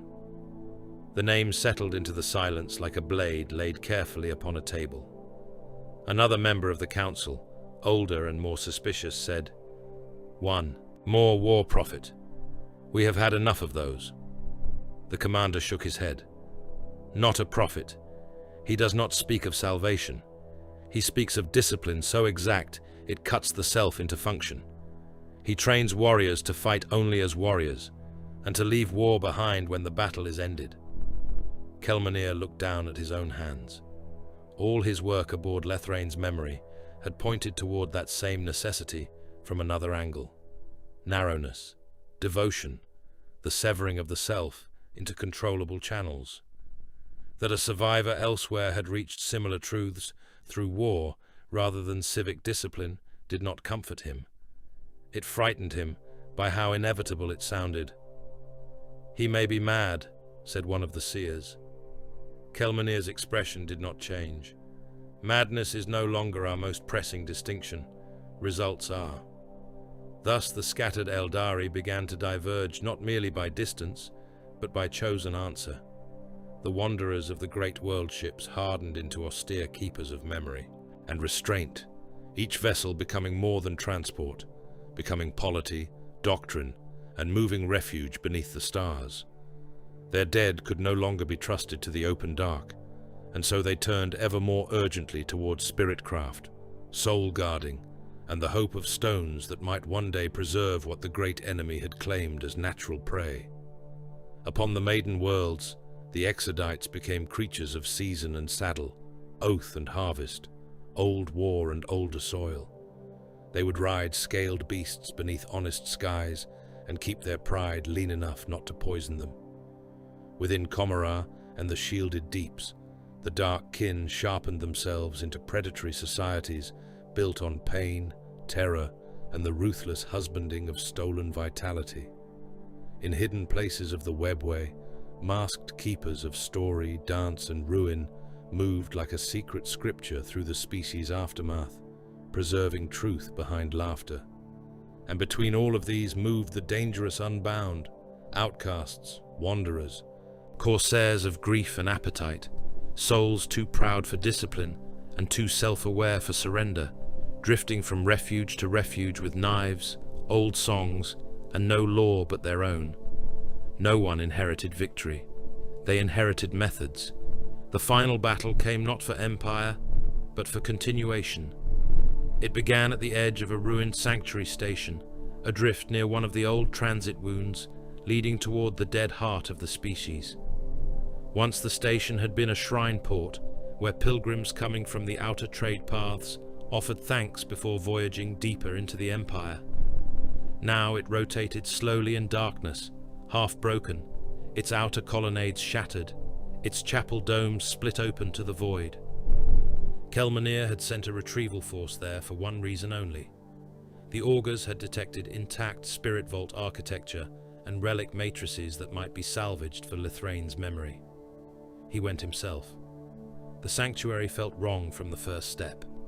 Gravity held, but only grudgingly. The corridors, breathed with temperature shifts no functioning system should have produced. Every icon of the old gods had been cracked by the psychic force of the fall. Some had melted, some bled. One statue of Cain had split down the center, its interior turned to glass. Guardian cohorts moved in disciplined wedges. Spirit attendants followed behind with containment caskets. Kelmanir led from the front, plain-armored, sidearm drawn, rune wards burning faint along his vambraces. "Vault signatures below," said one attendant, voice clipped through the helm link. "Then we take them and leave." They descended past shattered prayer galleries and blackened choir chambers. In one transept, they found corpses still kneeling in ranks, mouths frozen open in the last instant of the birth scream. In another, they found no bodies at all, only drag marks of blood leading into a breach where the station's inner sanctity had torn open onto a chamber not present on any surviving plan. Kelmanir stopped. The air ahead smelled sweet, not chemically, not naturally, a sweetness like opened flesh, dressed for celebration. "Fall back," he said at once. Too late. The breach dilated. There was no other word for it. Stone and psychocrystal softened, bulged, and peeled apart like wet lips opening. Light spilled through, pink and gold and bruised violet. Shapes came with it, half seen and wholly abhorrent, all beauty sharpened into predation. Limbs too elegant, claws too delicate, faces that shifted between adored perfection and grinning monstrosity. The first of them moved with impossible speed and struck a guardian at the throat. Armor opened, blood fountained. The creature bent into the spray as if drinking perfume. "Fire!" Kelmanir roared. Shuriken storms filled the corridor. Bright lance flashes turned the chapel dark white. One demon thing burst apart into streamers of iridescent filth and laughing sound. Another leapt across the ceiling and dropped into the spirit attendants, gutting one from sternum to groin, so the attendants' organs spilled steaming across the relic caskets. The warp breach widened. More shapes pressed through, accompanied by music that made the teeth ache and the heart race with revulsion and desire in equal measure. Kelmanir shot one through the face. It smiled around the wound and kept coming until a guardian split it in two with a force glaive, both halves still writhing in obscene delight as they dissolved. "Seal the vault caskets and withdraw," he ordered. There was no question now of reclaiming the sanctuary, only of surviving it. His cohorts fell back fighting by measure, not frenzy. 2 lines kneeling, 2 standing, retreat drilled into the bones by the discipline he had carved into them aboard the ship. That discipline saved them. Not all. Enough. They gave ground through the transepts and shattered aisles, while the demonic spillover flooded behind them, clawing across walls, singing through torn mouths, dying under disciplined volleys, and immediately replaced by more. One guardian lost both legs to a ribbon of impossible light and still kept firing from the ground until Kelmanir himself dragged him backward by the harness ring. Another rammed a crackling ward pole into the breach threshold and bought the retreat one precious minute by turning the entrance into a storm of blue flame and shrieking unreality. They reached the docking nave with the caskets, and the wounded and the dead they could carry. Behind them, the sanctuary bells began to ring by themselves, in a rhythm no mortal hand had chosen. The retrieval skimmers launched under pursuit. Demons hit the outer hulls as they cleared the port, clawing at the canopies, their faces pressed close enough for the pilots to see their own horrified reflections in eyes too knowing to belong to beasts. Then distance and ward fields tore the things away, and the ruined sanctuary dwindled behind them, still rotating, still ringing, still bleeding light from its open wound into the dark. Back aboard Lethrane's memory, the recovered spirit vault components were brought into the deepest chambers, with all the reverence left to a people who could no longer afford many forms of reverence. Kelmanir stood over the sealed relics and understood the shape of the future with bitter completeness. This had not been only the death of a civilization. Civilizations died. Empires rose, rotted, and were ground into dust by time, war, or hubris. Such things were terrible, but they remained within the old natural grammar of history. What had happened to the Aeldari was worse. They had not merely collapsed. They had created the god that would hunt their remnants forever. Every discipline, every cruelty, every labor, every path chosen now existed under that shadow. Even their virtues had become defensive. Even memory had become a form of war. Much later, when the lights of the world ship had dimmed into rest cycle stillness and the bridge was occupied only by the lowest watch, Kelmanir stood before the great viewing pane and looked out across the star flood. He imagined, as all survivors still did when weariness loosened the mind, the lost empire as it had once seemed. 10 million suns, pleasure barges in the sky, towers like dreams made permanent, shrines bright with answered prayer, war hosts terrible and proud, a people who had believed themselves too brilliant to fall. There was none of that now, only scattered lights, a world ship moving in disciplined silence through the void, a maiden world turning under hard stars, hidden ports in the webway where cruelty kept the spirit from thinning, masked wanderers slipping through forgotten routes, outcasts between them all. Where there had once been an empire of 10 million suns, there were now only fragments moving through darkness, each trying not to shine brightly enough to be noticed by the thing they had made.